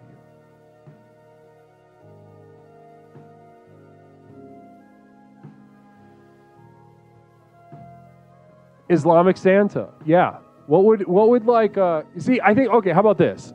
An extra a nice let's set, I'm gonna make it a little bit easier for you. Because like if we wanted to think of like, if we're just trying to think of just pure full-blooded racist holiday decorations, then we start thinking about what kind of racist. Like, how would you, it's you got to triangulate the racism. Where's the racism coming from? Where's it going to? Yeah, and then it's easier to just kind of crank our hog as hard and fast as we can and spurt hugely.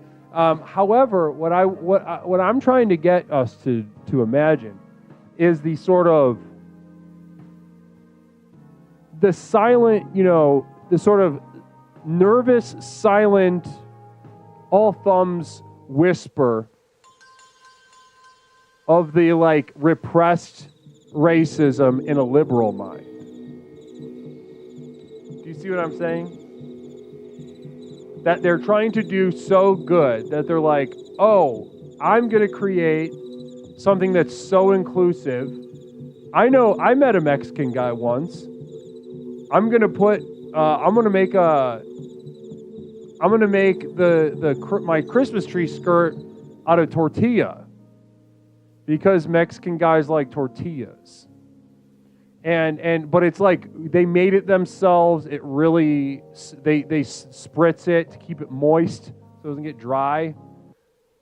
And when you ask them like, whoa, this isn't just fun, this is because of race? And they're like, yeah, I just really think that, we need to have all the voices and holidays. I think, along those lines, I think it's a more fruitful ground.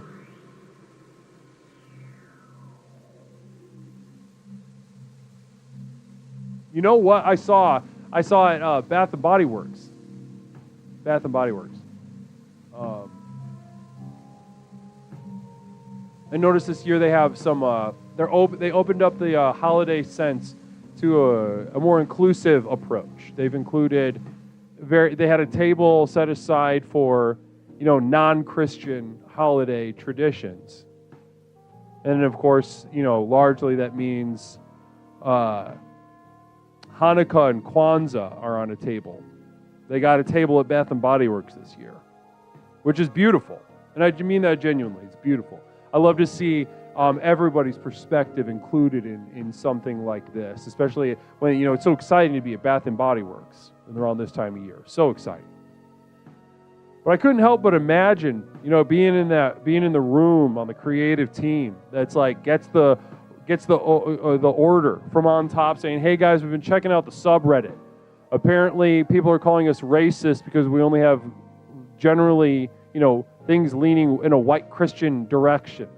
We need the creative team to think of some sense for Hanukkah and Kwanzaa. How are we?" So then their job at that point is with smell, how do we set apart what is accurately identified as, more white Christian Christmas traditional stuff? How do we set apart what does Hanukkah smell like? What does Kwanzaa smell like? I would love to be in that room, and I would love to be on that team. Caller, welcome to Explorations with Leslie Tanner. My name is Leslie. What is something I can call you tonight? Well, you can call me Walken. Walken. It's Walken here. Welcome back, Walken. How you doing tonight? Oh, I'm fantastic. How are you? I'm doing wonderfully. Listen, tonight we're talking about Christmas decor, Walken. So I'm going to take you right to task, all right? Boom. Let's Go go. for it. Are you a Christmas decorator? Are you a decorator? Do you put anything up in the home or in the office or anything like that? I tell you what, Morty, Rick Sanchez, I like to think about like Rick Sanchez. I'm not Rick Sanchez. We've established this before. Just the voices. But, get fucking wacky with it. Let's go somewhere different with the decorations. You know what I'm saying? Why popcorn? How about chicken nuggets? I think you can wrap them up. Hanukkah smells like myrrh. That's what Borealis Black says. Hanukkah smells like myrrh. Interesting. Is anyone in the chat Jewish and celebrate Hanukkah that could tell us what a Hanukkah smells like? Bath and Body Works asked the question. I'm looking for the answer. Now, listen, so have you actually come up with any... So, continue. What were you saying? Well, I think I like that. How about chicken nuggets? We cook up some chicken nuggies. We, food color them red and green, maybe blue, maybe silver. And, you wrap them up in plastic, little plastic containers, I guess, or something. Put them on the Christmas tree. And, when it's Christmas time, you heat them up and have a nice little nuggie jam. Why not? Well, a lot of people like nuggies. So you're talking about instead of popcorn on a string, you're saying let's throw that. Let's do nuggets. So you're going to be making nuggets and dyeing them? Yeah, chicken nuggets, and then we go with the theme: red and green and blue, silver and gold, maybe. Yeah, 99 Cherish. So and do we eat the nugs, or are they just there for decor? We wait until like Christmas afternoon. It's snack time. We take them out of the little plastic, pop them into the oven, get a little heat back on them. It's chicken nugget Christmas time. Why not? I think I've just started something. I know I'm a modest guy, Leslie. I'm a modest guy, but I'd like to see this as a trend. So chicken, I do. Listen, I at first when you started talking, you did the Rick and Morty impression, and I was like, I don't like where this is going. I'm going to be honest. Okay. So that's the reaction I had. Understood. But then what I heard from you is, as genuinely, I was like, okay, I don't hate this. I don't hate this idea. I've never thought of that chicken nugget thing. And so one question I have for you though is if you are going to go through with this, how are you planning to deal with the smell? Well, I'm guessing, if we can get little. What if we go above and beyond and we not shrink wrap, but we laminate? Vacuum seal. We do little vacuum seal bags. There we go. Honestly, that's pretty off-putting. I love it. Weird little orbs of chicken, chunks of chicken on your tree. Mm-hmm. It's visceral. It's primal. It's raw. It's the kind of thing that Arnold Schwarzenegger might do. Give me the chicken now. Okay, yeah, And well, listen, I love the chicken nugget idea, Walken. I love the chicken nugget idea. The I love imagining Arnold Schwarzenegger, doing his tradition. He's from Austria. Maybe it's an Austrian thing. He's vacuum sealing chicken nuggets. Listen, I love that idea. Chicken nuggets instead of popcorn. I think popcorn is played out, and I think we're ready for a new thing. I think this chicken nugget thing is interesting. Now, are you going to be making these nuggets, though? Is my final question for you. I'm going to be honest. I'm going to be honest. I was fucking around with making a joke on the spot. Now, because I like to cook. Right, you're a so cooker. Now you like it. I think I'm on to something. I'm wacky enough. I'm going to fucking do it. It's a goer. Right. It's a goer. Right. I love that. Okay. I would love to see this come to fruition. If you are able to follow through with this, I would love if you submitted a picture of the nuggets onto our Christmas Decor channel. Absolutely, Leslie. I think you'd be a strong competitor. I wouldn't, honestly, I'm imagining myself judging that, comparing it to other submitted ideas, and I'm at a little bit of a loss. Truly outside the box stuff. And on a scale of 10, I could see you rating it as high as a 6. Possibly. You never know. Because it's always relative as well. Yeah. And so good. Could Walken sing us a Christmas song as Arnold? And that's from Stone Monster. Could you do that? Ooh. That's a bit rough. Let's see here. Laser shot. On the first day of Christmas, someone gave to me chicken nuggets on my Christmas tree. Yeah, well, let's. Hey, that was rough. It was. That was dog rough. Yeah, you listen. I think there's something there. Of course, we know your talents as an impressionist. You're very talented. You've got a lot of tricks up your sleeve. So I think I'd love to see. Maybe next time around, if you get a little chance to work on it. Sure. The singing is not. I do have a Bob Dylan imitation, but that's I got to get liquored up to that one. Right. I'm not even. Maybe the Christmas party. Maybe we can get you at the Christmas party. Perhaps. All right. Well, Walken, I want to thank you for calling and submitting. Honestly, a solid idea. And you got right to work, and I really appreciate. Genuinely, I think you've got a talented mind, and for us to get a little peek under the hood and see a raw idea come into reality like that was truly a gift. Thank you for that. Sometimes ideas are just born from thin air, or in this case, fat air, if you're popping a bunch of chicken into your mouth on Christmas, you know what I mean? No, I didn't understand that, but I love the energy, and thank you so much, Walken. Is there anything else that you'd like to share with the chat before we move on with the program tonight? You know what? I can only thank chat and you for the program.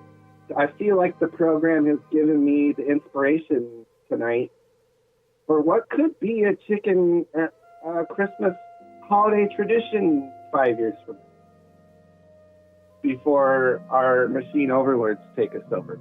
Beautiful. Yeah. Gorgeous. Well, thank you so much, Walken. I really appreciate what you've given us tonight. Yeah. Namaste, Leslie. Namaste, brother. Namaste. You have a good night. You too. Goodbye. Bye-bye. Wow. Great talk. Great talk with Walken. Namaste, Walken. Thank you so much, Walken. Guys, I got to take a pee. I do. I have to take a quick piss. But guys, allow this little moment to reset your energy for the second half of the program. Refocus your mind's eye as you continue to sort of vibrationally explore your mind along the parameters set out by the program. But also, guys, if you are interested in ascending to the next level, if you are interested in becoming a part of my inner circle, stick around for a couple words about my community of devoted light at patreon.com, where I host my exclusive videos, music downloads, monthly postcard, etc., etc. Namaste, everybody. I'm going to go urinate, and I will return momentarily. Namaste.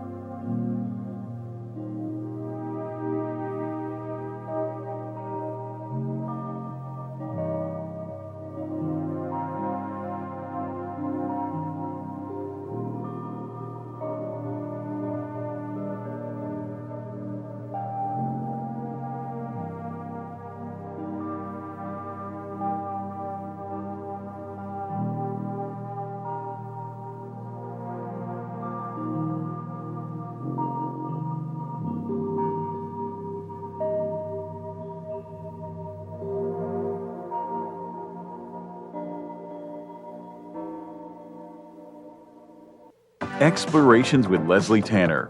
Since Leslie and his program broke onto the scene, Explorations has become the #1 best-selling and most influential personal power program in modern history.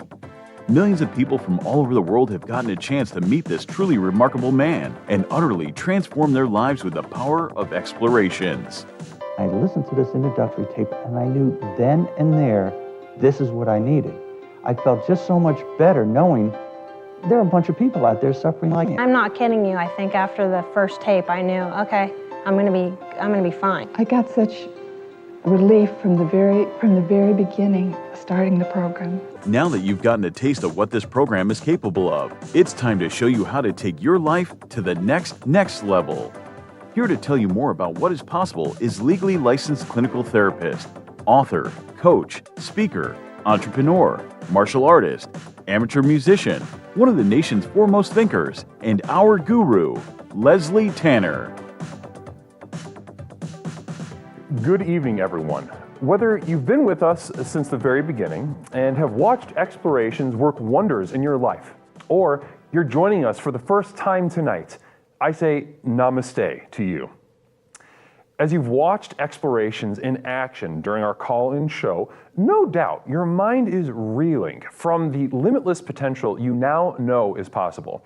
Between the tailored themes and lectures, to the myriad avenues of exploration through the channel points, to the customized ways to interact with me and the community, there simply has never been anything quite like this program. Now is usually the point in one of these self-help programs where it starts to sound like a sales pitch. Someone like me might normally say something like, listen, I know your time is precious, let me cut to the chase. But there's only one problem with that. We know your time isn't precious. I could speak at length for hours and hours about absolutely nothing, and I still wouldn't be wasting your time because, well, you're here, looking for a fast, all-encompassing solution to the problems in your life that have become so intolerable, you're not sure what you're going to do. You may be considering any number of extreme decisions, ranging from short-term band-aids to more permanent solutions. However, as dark and bleak as your situation is, so too must our tools be bright and revolutionary. So whether you're tired and looking for more energy and enthusiasm for life, or maybe you're lonely and isolated but want better relationships, let me tell you that for these things and so much more, my breakthrough program of explorations to explore the universe and beyond really works. It's worked for elite performance athletes, critically acclaimed artists, best-selling authors, entrepreneurs, and for thousands of others just like you. I have been blessed by the universe for a brief moment that I now command upwards of $50,000 for speaking engagements. But through the technology of this program, you can hire me, Leslie Tanner, as your personal therapist, coach, and guru, all rolled into one at the Community of Devoted Light on Patreon.com, where you and thousands of others just like you are learning to leverage the chaos around them to catapult their lives to heights that were previously unimaginable.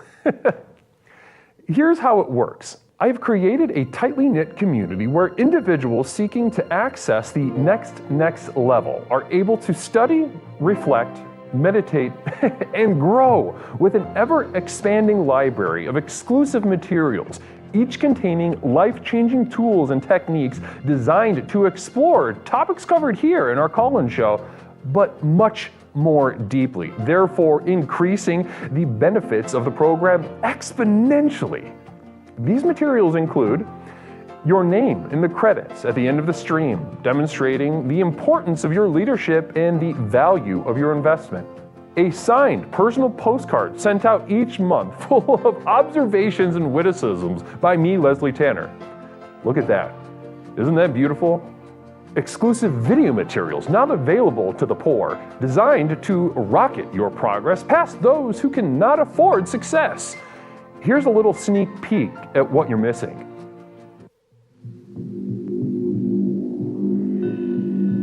Now, the first thing I think of when I think of a hole, to be completely honest with everyone, is a sexual hole that I want to put my penis in. It's a thought that happens so fast and quiet that it hardly even happens.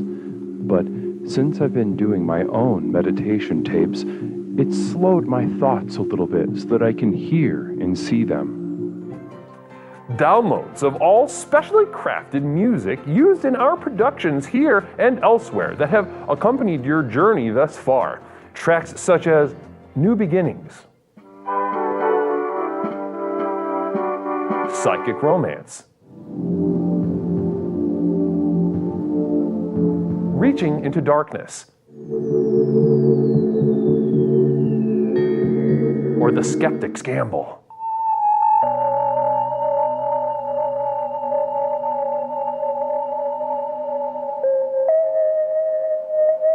Exclusive archival prints, such as these, channeled and honed by myself, Leslie Tanner, upon which you can guide your own meditations at home.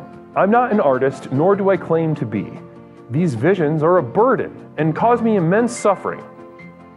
But I do it for you. Now, you might expect that a program like this would cost thousands of dollars, but because I'm offering this to you through the internet, these life-transforming materials can be yours for the monthly cost of a few cups of coffee on your way to work. With access to these materials, regardless of your level of investment, you will also be receiving a complimentary download of our landmark track, The Sojourn Begins, as a thank you. So does this sound good to you? Well, what are you waiting for? If you are ready to join the thousands of others who have already committed to the final journey to access the next level, simply type Final Journey into the chat and you will be guided with further instructions. One thing I can promise you is that however massive your problems are, however abject and humiliating your life has become, I have created something so simple yet so profound in this program, you'll be absolutely flabbergasted by the results. Now, let's get back to the program. Namaste. Namaste, my explorers. Welcome back to Explorations with Leslie Tanner. My name's Leslie, host of Explorations with Leslie Tanner, the most effective and fastest growing personal power program in the country, by which thousands have transformed their lives and thousands will continue to do so. Namaste to you. That was a couple words about my community of devoted light at patreon.com. My inner circle with whom I share my most raw thoughts, the seedlings by which the germinating program continues to evolve, continues to blossom unto itself. Blessings to you. Now, if you are interested in taking part of that, again, type !Final Journey into the chat right now to get a link and some instructions of how you too can become a part of my inner circle. Now, a couple updates about that. We need to reshoot that commercial, which we will get around to eventually. A couple things we got to get to first, but a couple updates. First of all, we started off the community of devoted light. I was doing these sort of shorter videos, and as time went on, the video projects became more intense, required more time, more production, more editing, etc., etc. So what we've done is restructured it a little bit. So at the $5 a month tier, you will have access to what is no longer a weekly video, but it is now a podcast. We're doing a podcast now on the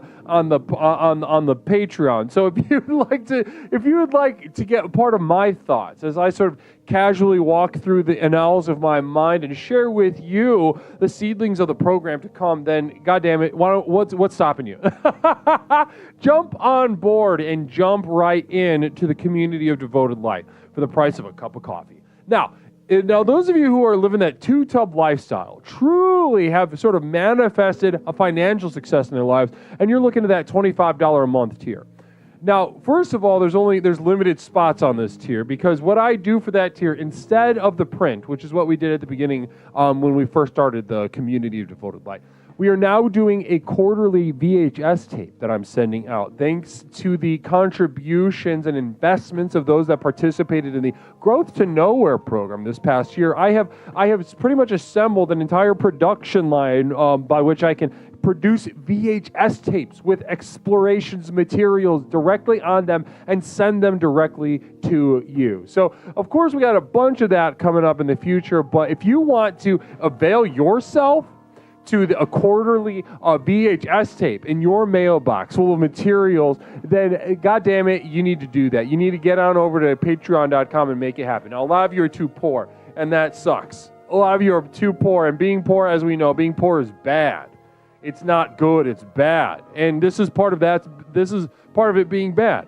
There's a world of affluence and pleasure and clarity and warmth and just general well-being that you will have no interaction with the entire course of your life.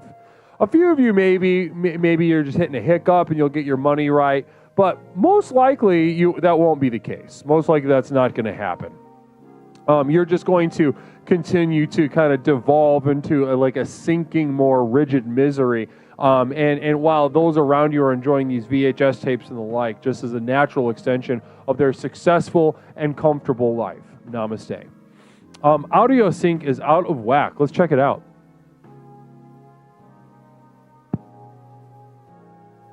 Damn, it's like a second off. 1 second.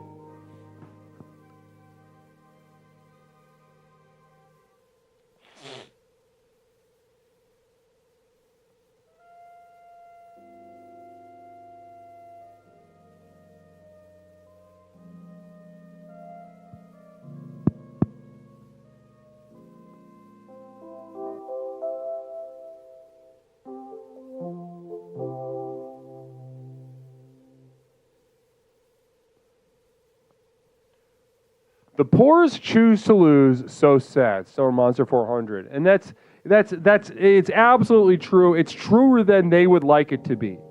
It's truer than they would like it to be, because what I'm here offering you is these tools by which to increase your affluence, and if you're not taking advantage of it, then what am I supposed to think? I know this program works. I've seen it work so many times with all different kinds of people. So if I've seen, I see you shirk at the tools given to you and you continue to remain poor, then what am I supposed to think? You're choosing to be poor. You are. It's a choice. And maybe look into that.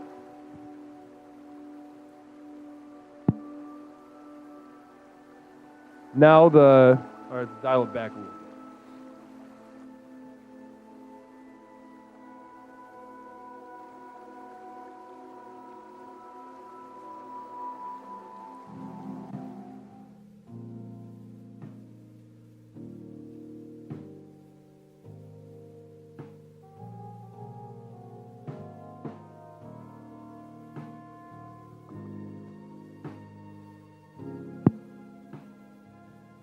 There we go.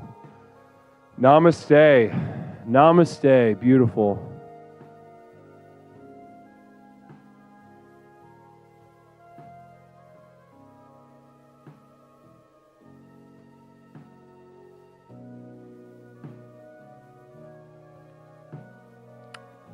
All right, the line is open. Let's get back to work.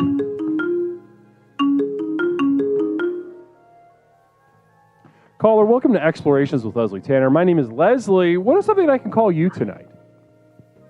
Hey, bop. It's Christmas time. Hey, it absolutely is Christmas time. Namaste, caller. What's something I can call you tonight? You can call me Who the Fuck Cares. I can call you Who the Fuck Cares. So as a name, just refer to you as Who the Fuck Cares? Or like WTFC. WTFC. Who the fuck cares? There's to say W actually makes it more difficult. Can I just say who the fuck cares? Yeah. Okay, so listen, who the fuck cares? Thanks so much for calling us tonight. Tonight we're brainstorming Christmas decor. Now, who the fuck cares? Are you a Christmas decorator? Do you get down with the excitement of holiday cheer and express that visually? You bet I do. Well, awesome. Well, that's great. Now, what kind of decorations do you put up? Who the fuck cares? I like to put up stuff for cats and intestines. I don't want to do this. I quit. I think I'm...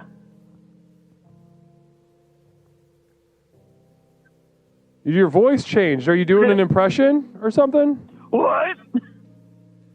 Were you doing an impression of just like a withering pathetic, ailed woman?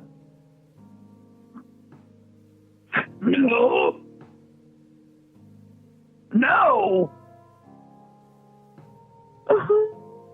CC says she. Is that a rhyme? Oh God, you've been terminated. Namaste. Who the fuck cares? Namaste. 708-240-8953.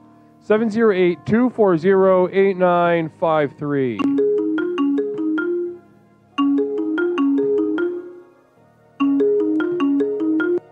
Caller, welcome to Explorations with Leslie Tanner. My name is Leslie. What is something I can call you tonight? Hello, it's John. John, how are we tonight, John? Leslie, I got the program, and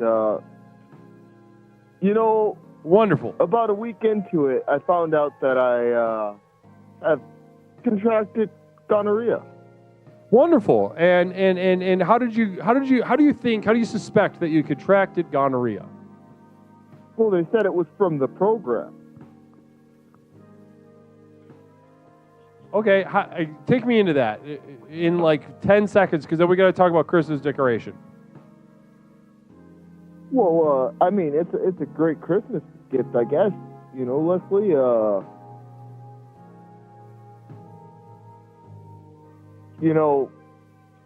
I went to go see a doctor after getting the program because I was feeling a little sick, and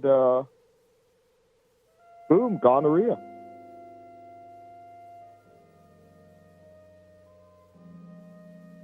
Were you sucking dick or anything? No. I'm actually a eunuch. That I don't know if you know what that means. It means you don't have a dick or a pussy, but eunuchs can suck dick still.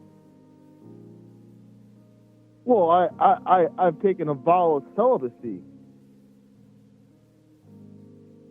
Oh, so it doesn't even matter that you're a eunuch because you're celibate. Well, yeah, I don't have sexual anything. So you're a eunuch, and you've taken a vow of celibacy, meaning you don't kiss, or do you masturbate? Well, that's the thing, Leslie. I was a part of a cult. Communal Vision from Overturned Big Rig. Here today, gonorrhea tomorrow. Do you find that funny?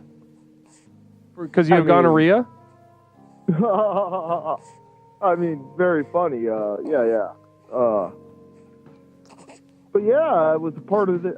Going back to my situation with the eunuch and the genitals. Hey, we were talking about Christmas decoration. I'd love to get into why and how you got gonorrhea, maybe some other night. But are you a Christmas decorator? Do you like decorating for Christmas?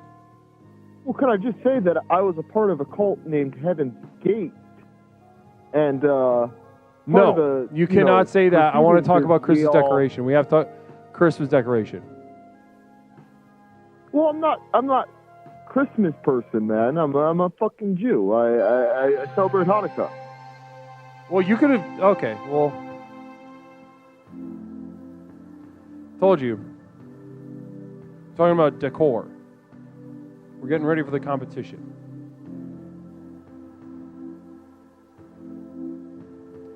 Seven 708-240-8953. Caller, welcome to Explorations with Leslie Tanner. My name is Leslie. What is something I can call you tonight? Hey, it's just me calling again. I think we got disconnected. No, I hung up on you. I terminated you. Why? Because you weren't saying anything, and it didn't make any sense, and I wanted to help as many people as I possibly can with our Christmas decoration this year. Okay. I like a lot of decorations that have the crucifix, and definitely when the nails go through the arms and the feet, and when they play the drums. Who's they? Say it again.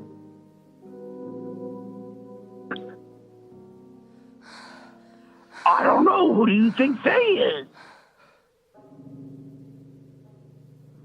Your show does not really point towards any sort of people that need help. It doesn't point to people that.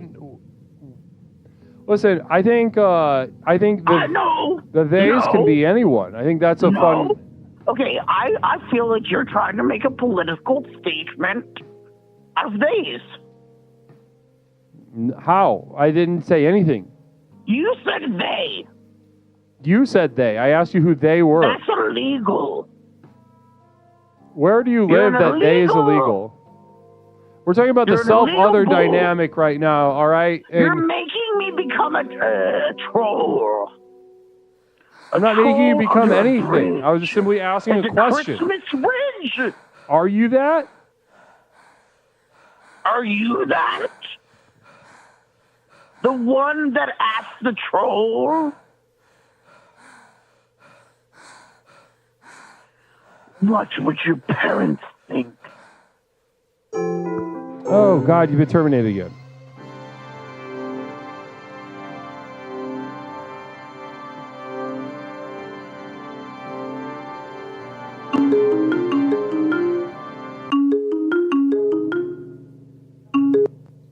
Caller, welcome to Explorations with Leslie Tanner. My name is Leslie. What is something I can call you?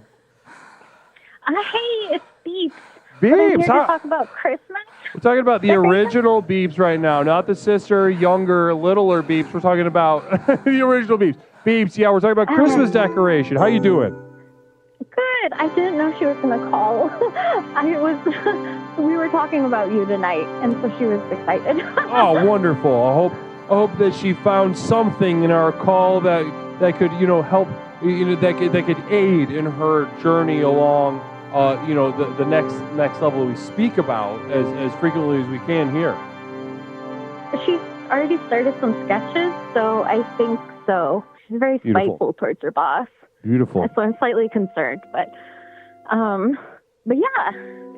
No, she's on the right track. I mean, it's concerning because it's daring, it's risky. You have been terminated, Beeps, by Hippocryptomatic. 708-240-8953. 708-240-8953. Explorations with Leslie Tanner. We're brainstorming Christmas decoration. We're trying to up our game, getting ready for the Christmas decoration competition coming up on Thursday the 19th. Details on the Discord server. 708-240-8953. Guys, why don't we call in? Are we nervous? Are we nervous? Are we nervous to unlock the power within? Is that what's going on?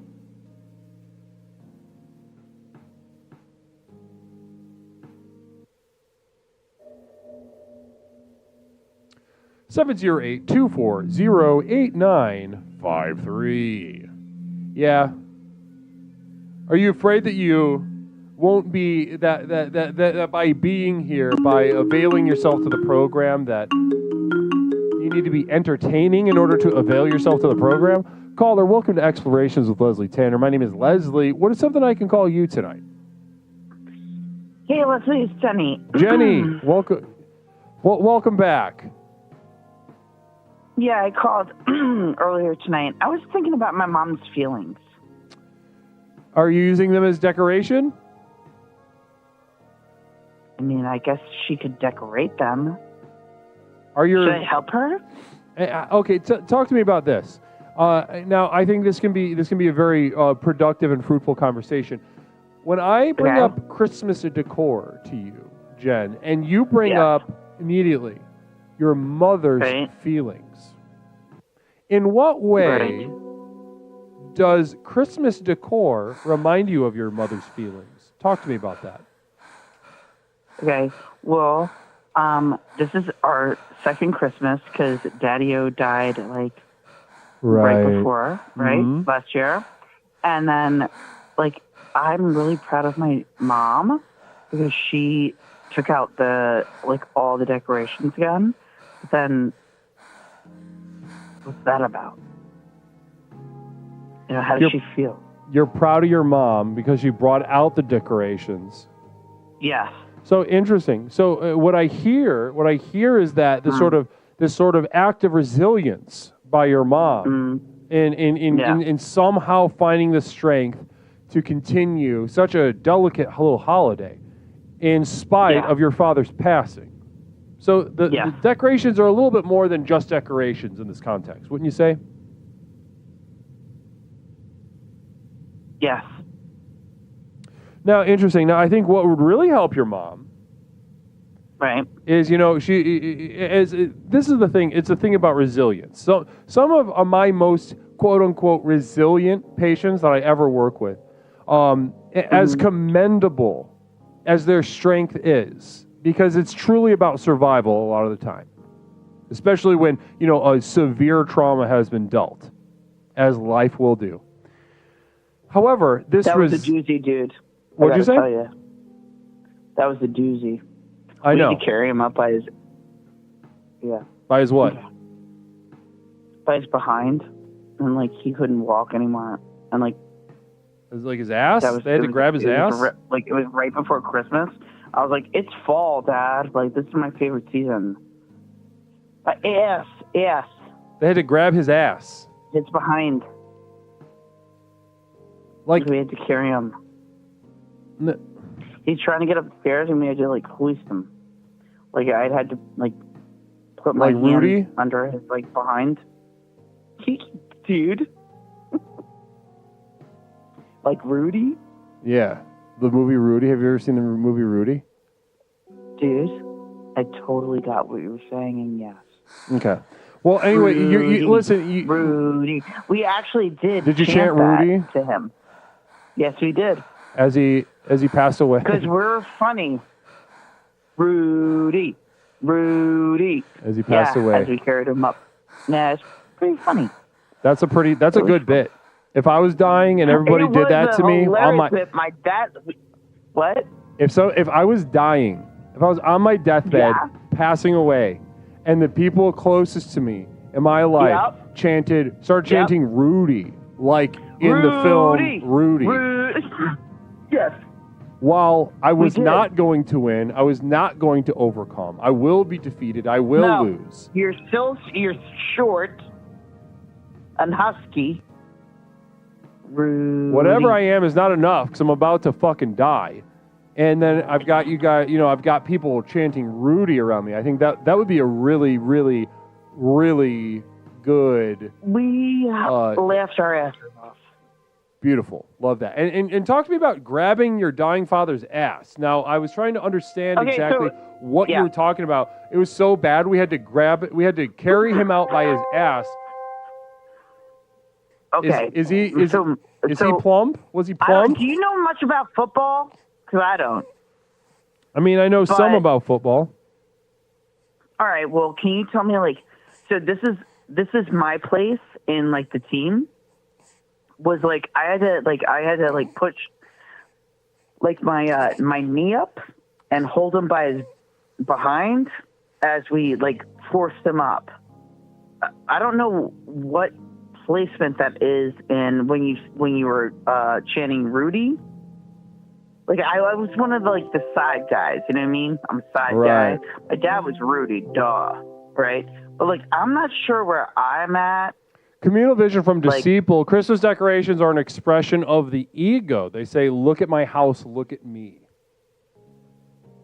Any response to that? Oh, he's talking about outside decorations. Any response to that? He's talking about outside decorations. So listen, I don't know exactly what you're... Do you have bad breath? No. I'm just wondering because you expel a lot of breaths a lot, and if like somebody had to like like sit there, like I wondered this about myself. Like if somebody had to sit there and like if there was all this sighing, you know, or like heavy breathing out, like what it would smell like sometimes, like rotting. Right. Good. That's a good question for another night. But as far as Christmas decor goes, and your mom is concerned, listen, I do. So I think we can flip. Can I? I'm going to finish my thought that I was sharing earlier. No. Yeah. So, thank you. So, one thing about my resilient patients is that as they demonstrate their resilience, they also demonstrate a sort of very desperate, repressed vulnerability. In that, yes, your mother is strong, yes, your mother is persevering, but is your mother tortured in a nightmare, in a hell, a living hell, every moment, yes. every Christmas season? Yes, she is. So Yes, I think yes. if you were going to give her a Christmas gift and also maybe up the Christmas decor in your and your mother's house, I would find ways to incorporate really visceral depictions of your father's passing within the decor. I love that. Jump I love the that defenses. idea. Subvert the Is it defenses. not good that I feel like just clawing at the ground, because that's where all of our plots are, and maybe like we just get cozy, you know, get an Afghan, go under, and sleep with daddy, and take a nap. I love the very poetic. Didn't understand it, but I like the shapes. I mean, shapes? Yep. Thanks so much, Jen, for calling again. I really appreciate your energy tonight. You've been I didn't call tonight. Yeah, yes, you did. This is like maybe the eighth time you've This is the called. first time I called. This is like the eighth time you've First time called. caller. Anything else before we move on? Namaste. Namaste. Beautiful. Thank you, Jen.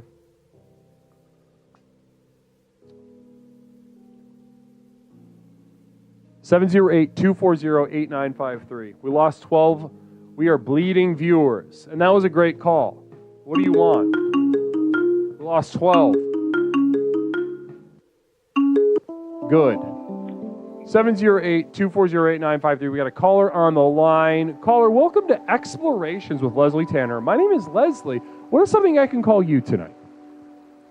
Hi, Leslie. This is Duncan. Duncan! Welcome back to the program, Duncan. It's great to hear from you. How are you tonight? I'm good. Wonderful. And why are you doing good tonight, would you say, Duncan? My lady friend is out of town on business, so I am alone with two doggies. My life has never been better. Just you holding it down bachelor style with two pups, and you're just kind of doing your own thing at your own pace. Yeah, I got a T-shirt on and no bottom. Nice. It's really good here. So completely naked below the waist. Yeah, Winnie the Pooh style. Imagine, people say Winnie the Pooh style, but imagine Winnie the Pooh with a penis. Yeah, that's the only way that I imagine Winnie the Pooh, and Piglet too. The only way. You've never once imagined Winnie the Pooh without a naked penis. I drew them on the books that I had as a child, even though they were all words and no pictures. You're demanding that the penis be put back into a place of prominence, that we don't hide from it, that we're not ashamed of the penis. I've never been ashamed of the penis. Strong The man. police have tried to make me ashamed, but Who tried to make you ashamed? no. The police. How they They try said, "Put that to make away." you afraid of your penis? Sir, this is a bank. Don't pull that out at a bank. Oh, I see. Anyway. Okay. Yeah. Okay. Now this makes sense. Okay. So you exposed yourself. You exposed your penis in a public place, and they got, there were consequences, is what I'm hearing. Leslie, we is not neighbors. I do not have to divulge what I've done in the past to you.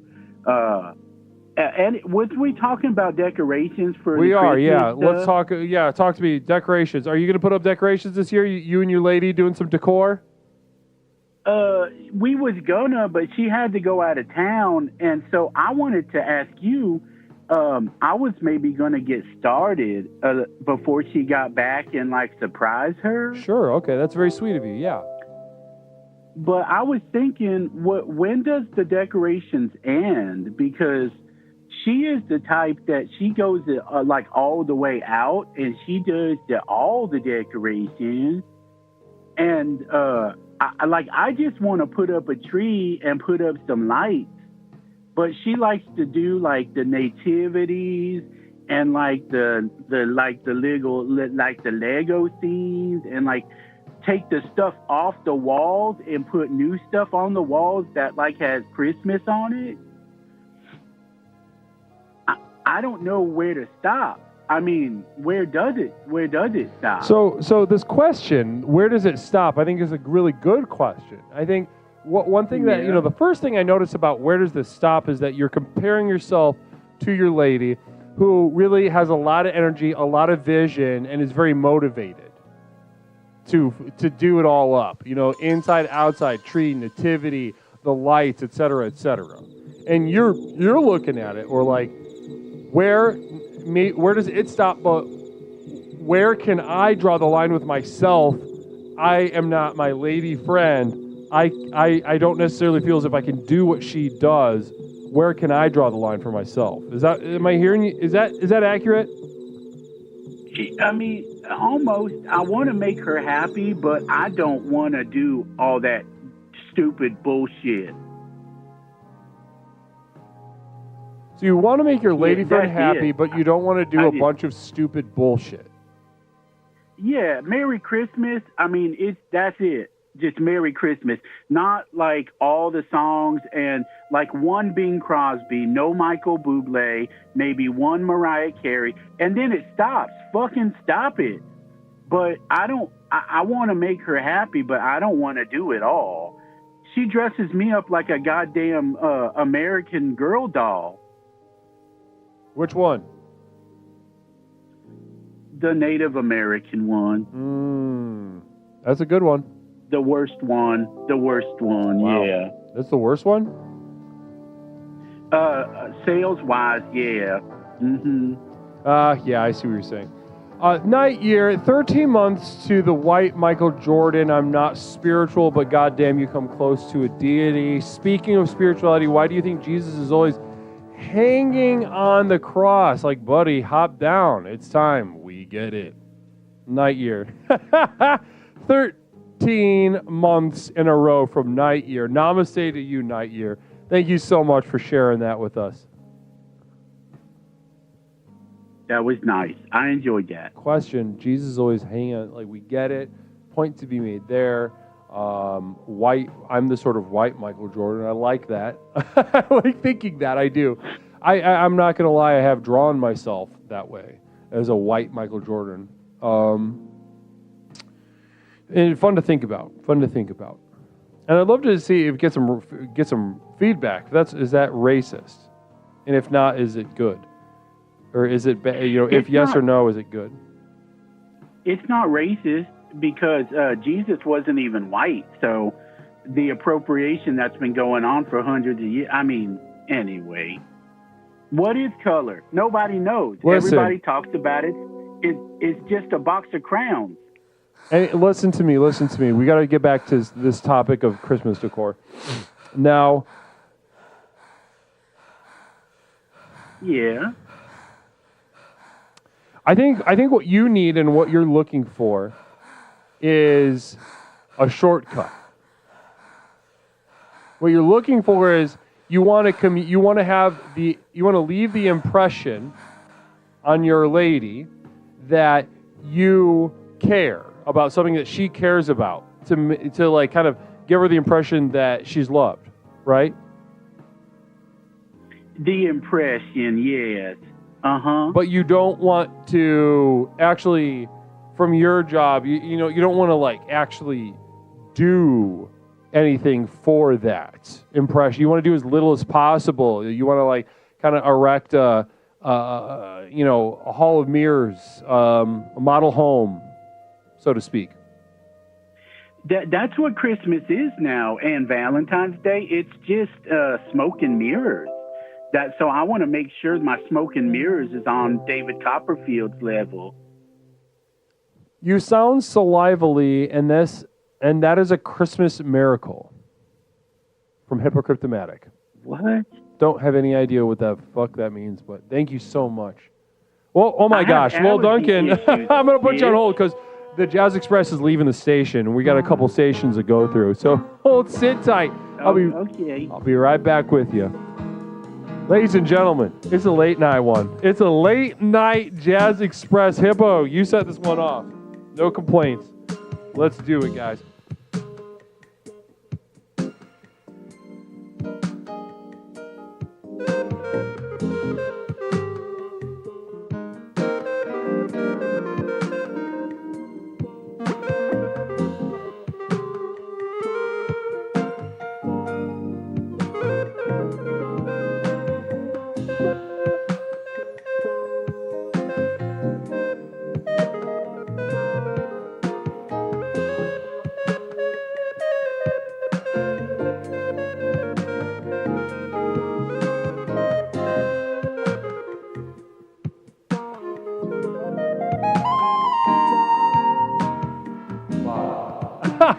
Lobster, 2 bits. Blessings to you tonight, Lobster. Extremely generous of you. Namaste. Namaste. Blessings to you. Wow, guys. And here we are. Late night jazz. It's a different energy. It's a different energy. A little less manic, a little less excited, a little less just dip my tip in the pool. I've been in this pool. I've been in the bath. I've been in the bath with you all. Namaste. We've been lathering for nearly 3 hours now. Just over two and a half hours now. God damn it, it's been a treat. So let's lather. Let's think of a lather.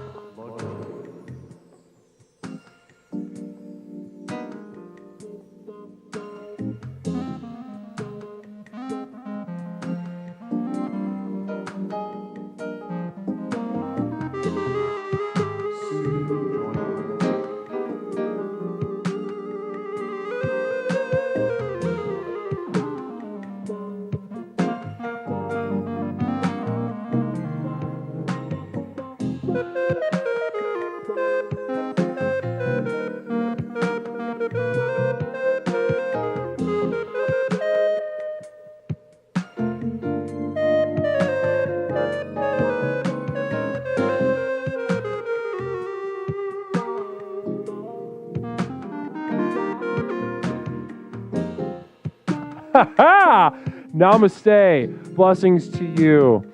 Ugh. And this is fire. We've got fires from Ellie Benelli. Blessings to you, Ellie Benelli.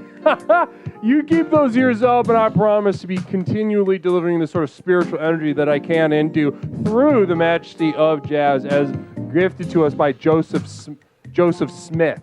Namaste. The originator of jazz, American jazz, the American art form.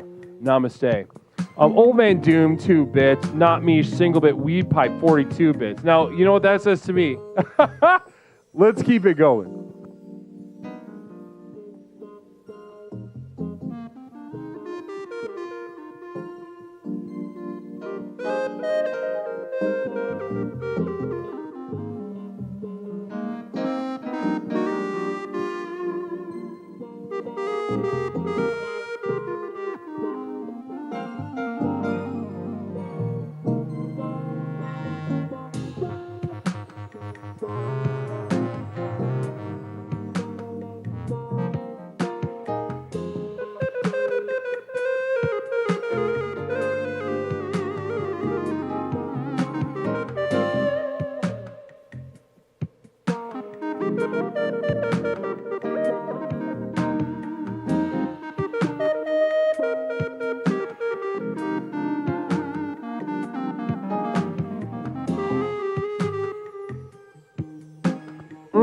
Namaste. Girl, yes. Blessings to you. Welcome to Explorations, the Jazz Express, and it feels very good to be able to do exactly this as I channel these vibrations. I've been thinking about birthdays lately. I know we're talking about Christmas, but I've been thinking in my mind's eye through the sort of chakric vibrations. I've been thinking about birthdays. What's your favorite thing about birthdays, ladies and gentlemen? I'd love to see you go ahead and chat. What's your favorite thing about birthdays? Go ahead and and that's the Jazz Express. That's what it is. And it feels so good to be able to do that late night. There's something special about a late night one. Late night jazz. Duncan Diddy, you still there? Yes. Namaste. Blessings to you. Wonderful to you. Wonderful to have you. Blessings. Now, Duncan, it sounds to me like your decoration means a lack of love that you have for your lady friend who is out of town, and it's terrifying. It's terrifying to you. You know, you want to leave the impression because it'll keep, give you stability, make you feel lovable. But ultimately, I think we need to. What is somebody who hates himself? How is that person going to decorate? Of course not you, right? Of course not you. But imagine this other person who looks like you in a similar situation, who hates himself, and is terrified of being alone. How would that person decorate their home? I imagine they would take all the beautiful things that the lady had bought and just like throw them around the house.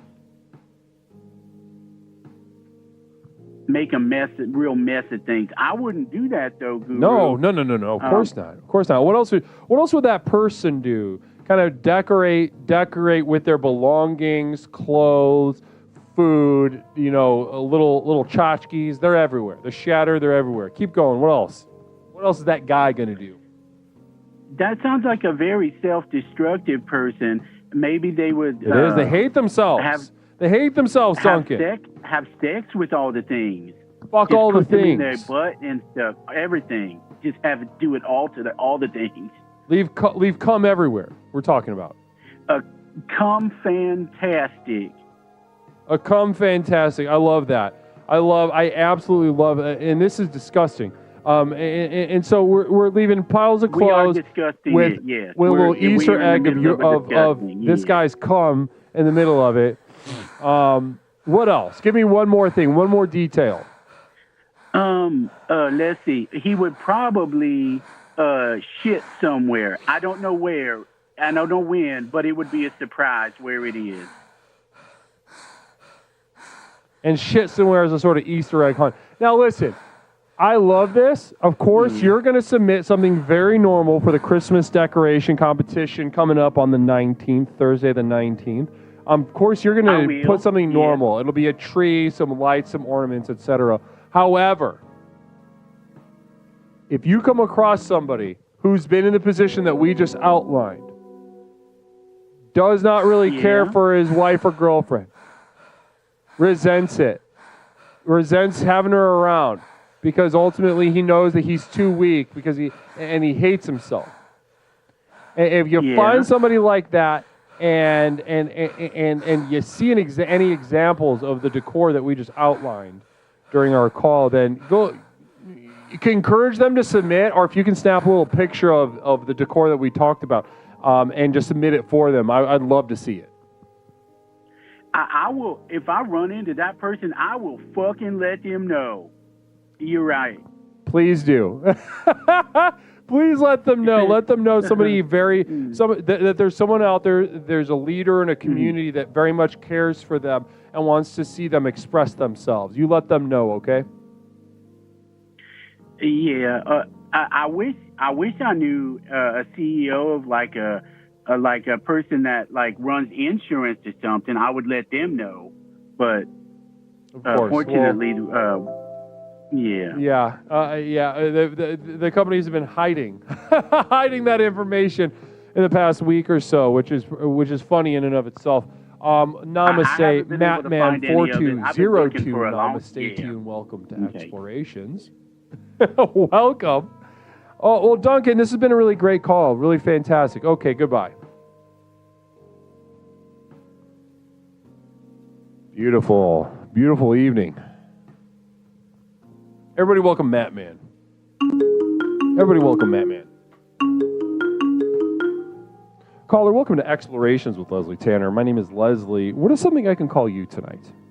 It's Mish. Mish, how are we doing tonight, Mish? Somebody's up late.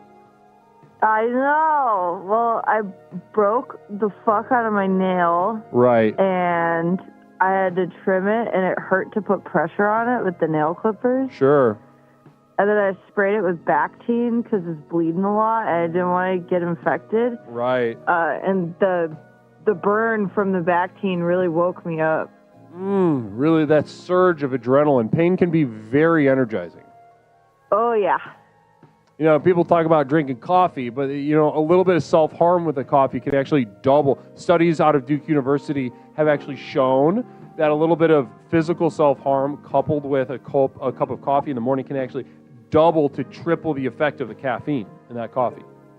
No, yeah, I always, stub my toe on purpose or something when I drink coffee. Exactly. You know, that sounds intimidating to anyone in the chat, but it sounds enticing at the same time. Start small. Start with something like that. Stubbing your toe on a coffee table, or kind of maybe accidentally closing your hand in the door of the bathroom or something like this. Can double to triple the effect of the coffee. I work with patients all the time on their self-harm practices. Self-harm, it's unfortunate that we have to even use that term.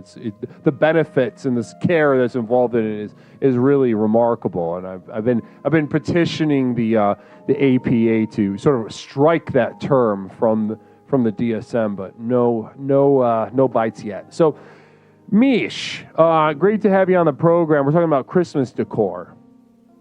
Oh, yeah. Talk to me about Christmas decor. Are you a Christmas decorator? Usually. I haven't put anything up yet this year, though. What's going on? I don't know. I'm just not feeling very inspired. Not feeling very inspired. Not feeling very inspired. Not a lot of there's no intrinsic motivation getting you to even start, let alone cross that finish line, huh? Yeah. Oh, wow. What's that like? It sucks. I love decorations. I think they're fun, especially seasonal ones. Mm-hmm. Because you put them up and then you take them down and then you replace them with different ones.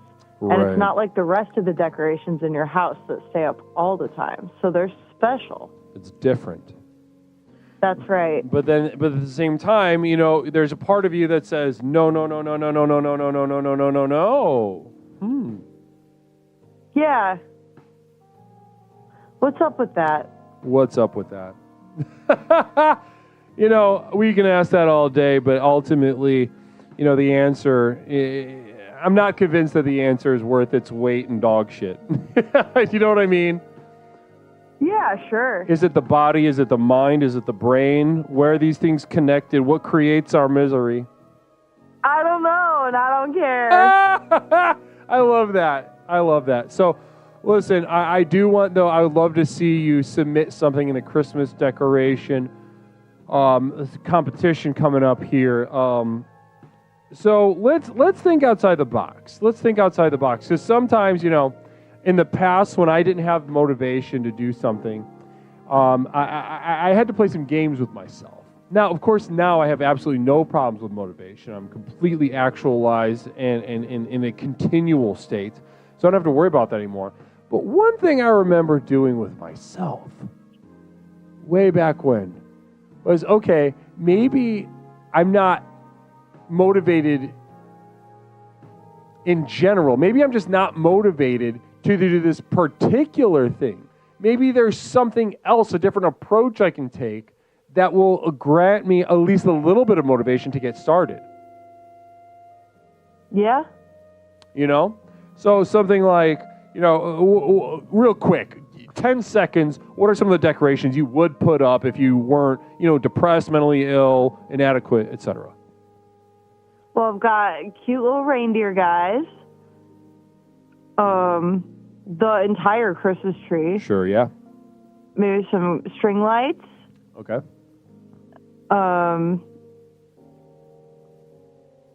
little garlands.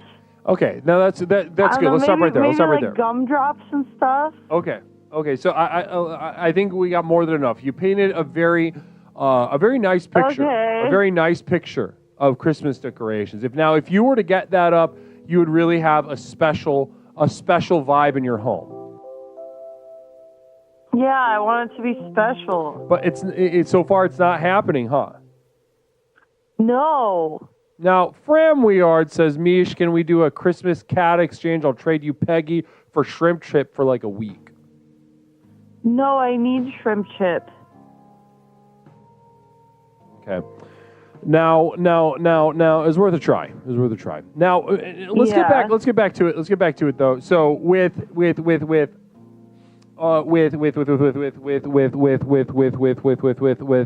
these decorations, what I want you to do, just for an exercise, all right? We don't have to necessarily do the things that we're about to come up with, but as an exercise, let's throw all that bullshit in the trash.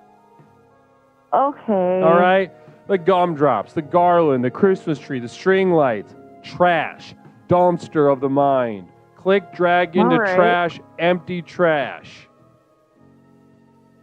Now, let's think of something that really gets your motor going. What sounds fucking stupid to do? Like make your own garland. Out of what? Maybe out of like, maybe like cigarettes. Cigarettes and hair from the shower. Yeah, like alternate it. Like there's a cigarette and then like a little clump of hair from the shower and then a cigarette and then a little clump from the shower. Okay, now we're talking. I think this would be exciting. Now imagine yourself picking, getting the cigarettes ready, and the clumps of hair ready, drying them out, getting them, and maybe you want them to be similar sizes or something. Imagine yourself doing that at the kitchen table. How does that feel? Feels good. I'm like brushing the hair out. Wow, brushing the hair out. I didn't even think of that detail. Already our minds are reeling. So you're brushing the hair out, getting it nice and pretty, and we've got the cigarettes. Yeah, Are these cigarette butts or are they fresh ciggies? Huh? Are these cigarette butts or are they fresh ciggies? I imagined fresh ciggies. Fresh ciggies. All right. Well, interesting. Now fresh ciggies. Now that'll definitely it won't smell as bad for sure if you don't do these butts. That's why I was thinking about that. Communal vision coming in from Phil Z. Phil Z says, "Yo Mishi Poo cakes. Maybe also you could decorate yourself with trash." Any response? Yeah, I could do that. Now, let's say, are you going to be having any guests over during this holiday season? Probably not. Probably not. Now, so let's imagine, let's skip the process, let's skip the work of hanging, blah, blah, blah. Now let's skip ahead to the moment that it is up. Your apartment, your home, your house, your whatever, your office, your whatever, looks the exact same, except for the strung up clumps of hair and cigarettes. Mm-hmm. How does it feel to like look at that and know that it's just for you? No one's coming over. No one knows you did it. It's just for you, a little treat for you. How does that feel? Feels kind of bad. Why? Because I don't think it would look very good. Interesting. And is that titillating in and of itself? This is bad. Maybe. Just, like make it look really bad on purpose. Pepperoncini, is Elf on the Shelf a good decoration for kids? I'm thinking I should instill a surveillance state mentality for better control of them. I'm going to throw that to you, Mish. Yeah, I think you should do it. And I think you should have the elf look like it died in fucked up ways every day. Or maybe position it so it looks like it's threatening whoever finds it. Yeah. I think there's a lot of room for brainstorming on that. I think your mind is really... Yeah, I think regardless, something violent should be happening with the elf. Maybe a gun instead of an elf. Yeah, Maybe you just gun on a shelf. You just put a gun on the shelf, or you go in the room with a gun. Yeah. And you just Good point idea. it. You point it at your kid, and you say, Stop being bad. "Stop being bad." I'm not even telling you what's Stop bad being anymore. bad, or I'll shoot you. But if you don't figure out what's bad, I'm gonna shoot you in the head. Yeah. Put mistletoe on it. Or holly. Yeah, good chat, and Guru and Mish. Namaste. And good night. Good night, Pepperoncini. I hadn't thought of holly in a while. And how does it feel to think about holly? I've never really used it to decorate, but it's sounding real fun right now. Wow. Well, listen. I think we got to start. Clumps of hair, cigarettes, and holly. I love. Listen. Yeah. I don't want you to let go of that clumps of hair and cigarette thing. It's unorthodox. Yeah. It's off-putting. Yes. It's a cry for help. Yes. But it's also something very titillating about that. Yeah. Could I maybe put like string lights on the garland of cigarettes and hair? Why not? That's a good point. I love this, but it's Why about the not? motivation. I'm looking to see. We want to see something come into reality. If that picture perfect stuff can't do it, then let's get some horrible stuff out there, and let's just keep it for ourselves. You know what I mean? Yeah, let's tape tubes to the wall. I worked with a young and woman. shape it like a tree. A young woman, paranoid schizophrenic. You know, she was. Was it me? She was having a no. This was a different young woman, and she was having a breakdown. Right? She started hiding stuff in boxes. She would shave clumps of her hair off, put it in boxes and little bags, and spread it around her neighborhood essentially. And leave little notes, maybe put stuff like little dolls and stuff from her home in the boxes and whatnot. And people came up to me and they said, Leslie, this girl that you work with, she's having an absolute mental breakdown. She's doing really high risk, crazy shit. Do you know about this? Can you do something about this? But you know what? Who do you think gave her the idea to do that shit in the first place? Was it you? Yes. And who was more powerful, more energized than they had been in their entire lives during this quote-unquote breakdown? It was her. It was her. Mish, I'm going to transform your life tonight. All right. Okay? This is the real deal. You've been resistant to the program because we didn't find an on-ramp, but tonight we found it. I want to see this happen. I've been waiting for it to be the real deal for like 3 years. But now we found it, huh? I guess so. We'll see if it works. We'll see. I want to see pictures. We all want to see pictures now, Mish. I don't think I'm actually going to do that. You better do it. I don't think I will. I would really prefer that you did. I don't think it's going to happen. I think you should really do it. If you don't do it, then everyone's going to be pretty upset. No, because, I would have had to start collecting hair. I don't think there's enough. See, this is excuses. Like no, I want to see it. I want to see it, and I don't want fucking excuses, okay? I'm not going to do it. Okay, well, you were done. I'm just going to say that. Okay, namaste. Namaste. What a disappointing note to end our show on. Namaste, everyone. What?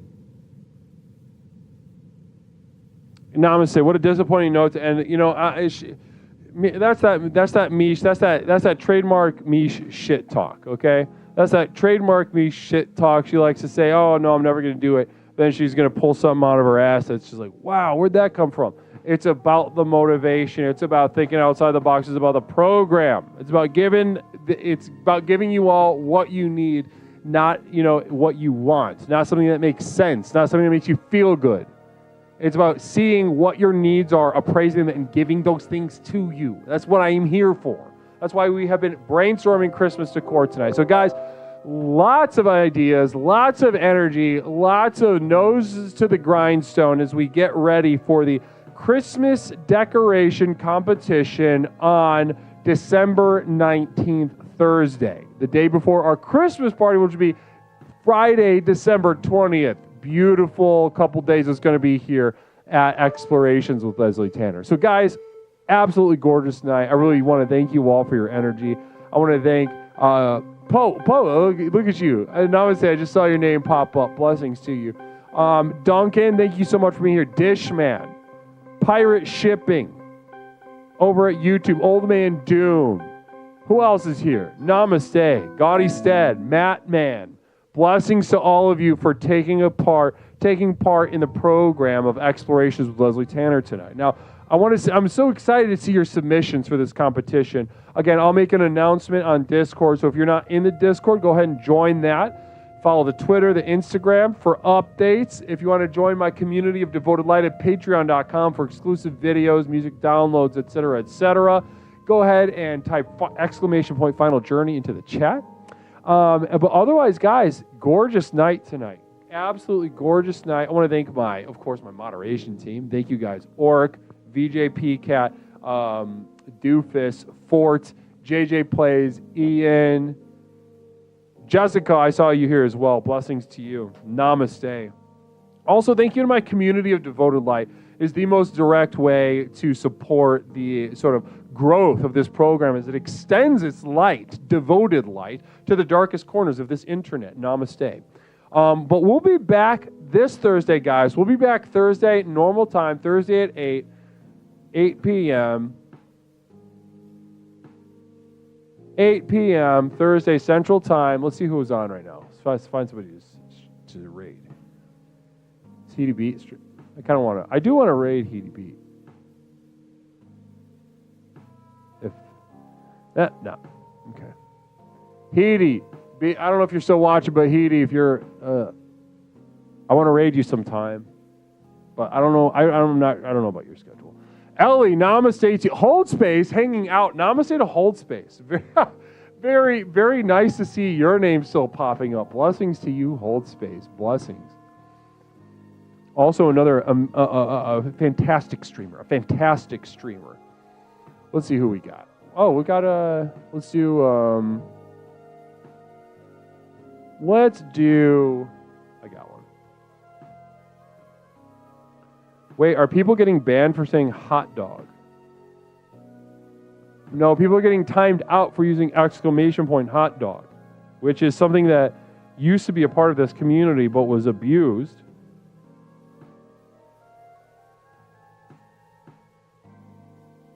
Did I spell it right? Sometimes I spell usernames wrong. All right, guys, let's go raid friend of the program. Let's go raid friend of the program, Unfirm James. Unfirm James. Take this energy of warmth, take this energy of clarity, take the profundity and simplicity of the 4 tenets of the program, the most effective personal power program in the country. Let's take that over to Unfirm James and the little hangout they're having. Who knows what they're getting up to? Says just chatting, but who knows what that means for him. Namaste, everybody. We'll see you guys. Please be offended. Go fuck yourself. Blessings to you, poor. Namaste. Main Doors. Namaste. Main Doors is our first chatter tonight, so it's good to see you late as well. Blessings. Namaste. Guys, of course, Gaudy. Namaste. Let's take it on over to let's take James. Follow James. Send some namastes over to James. Blessings, guys. I'll see you Thursday. Hi, Jim. How are you?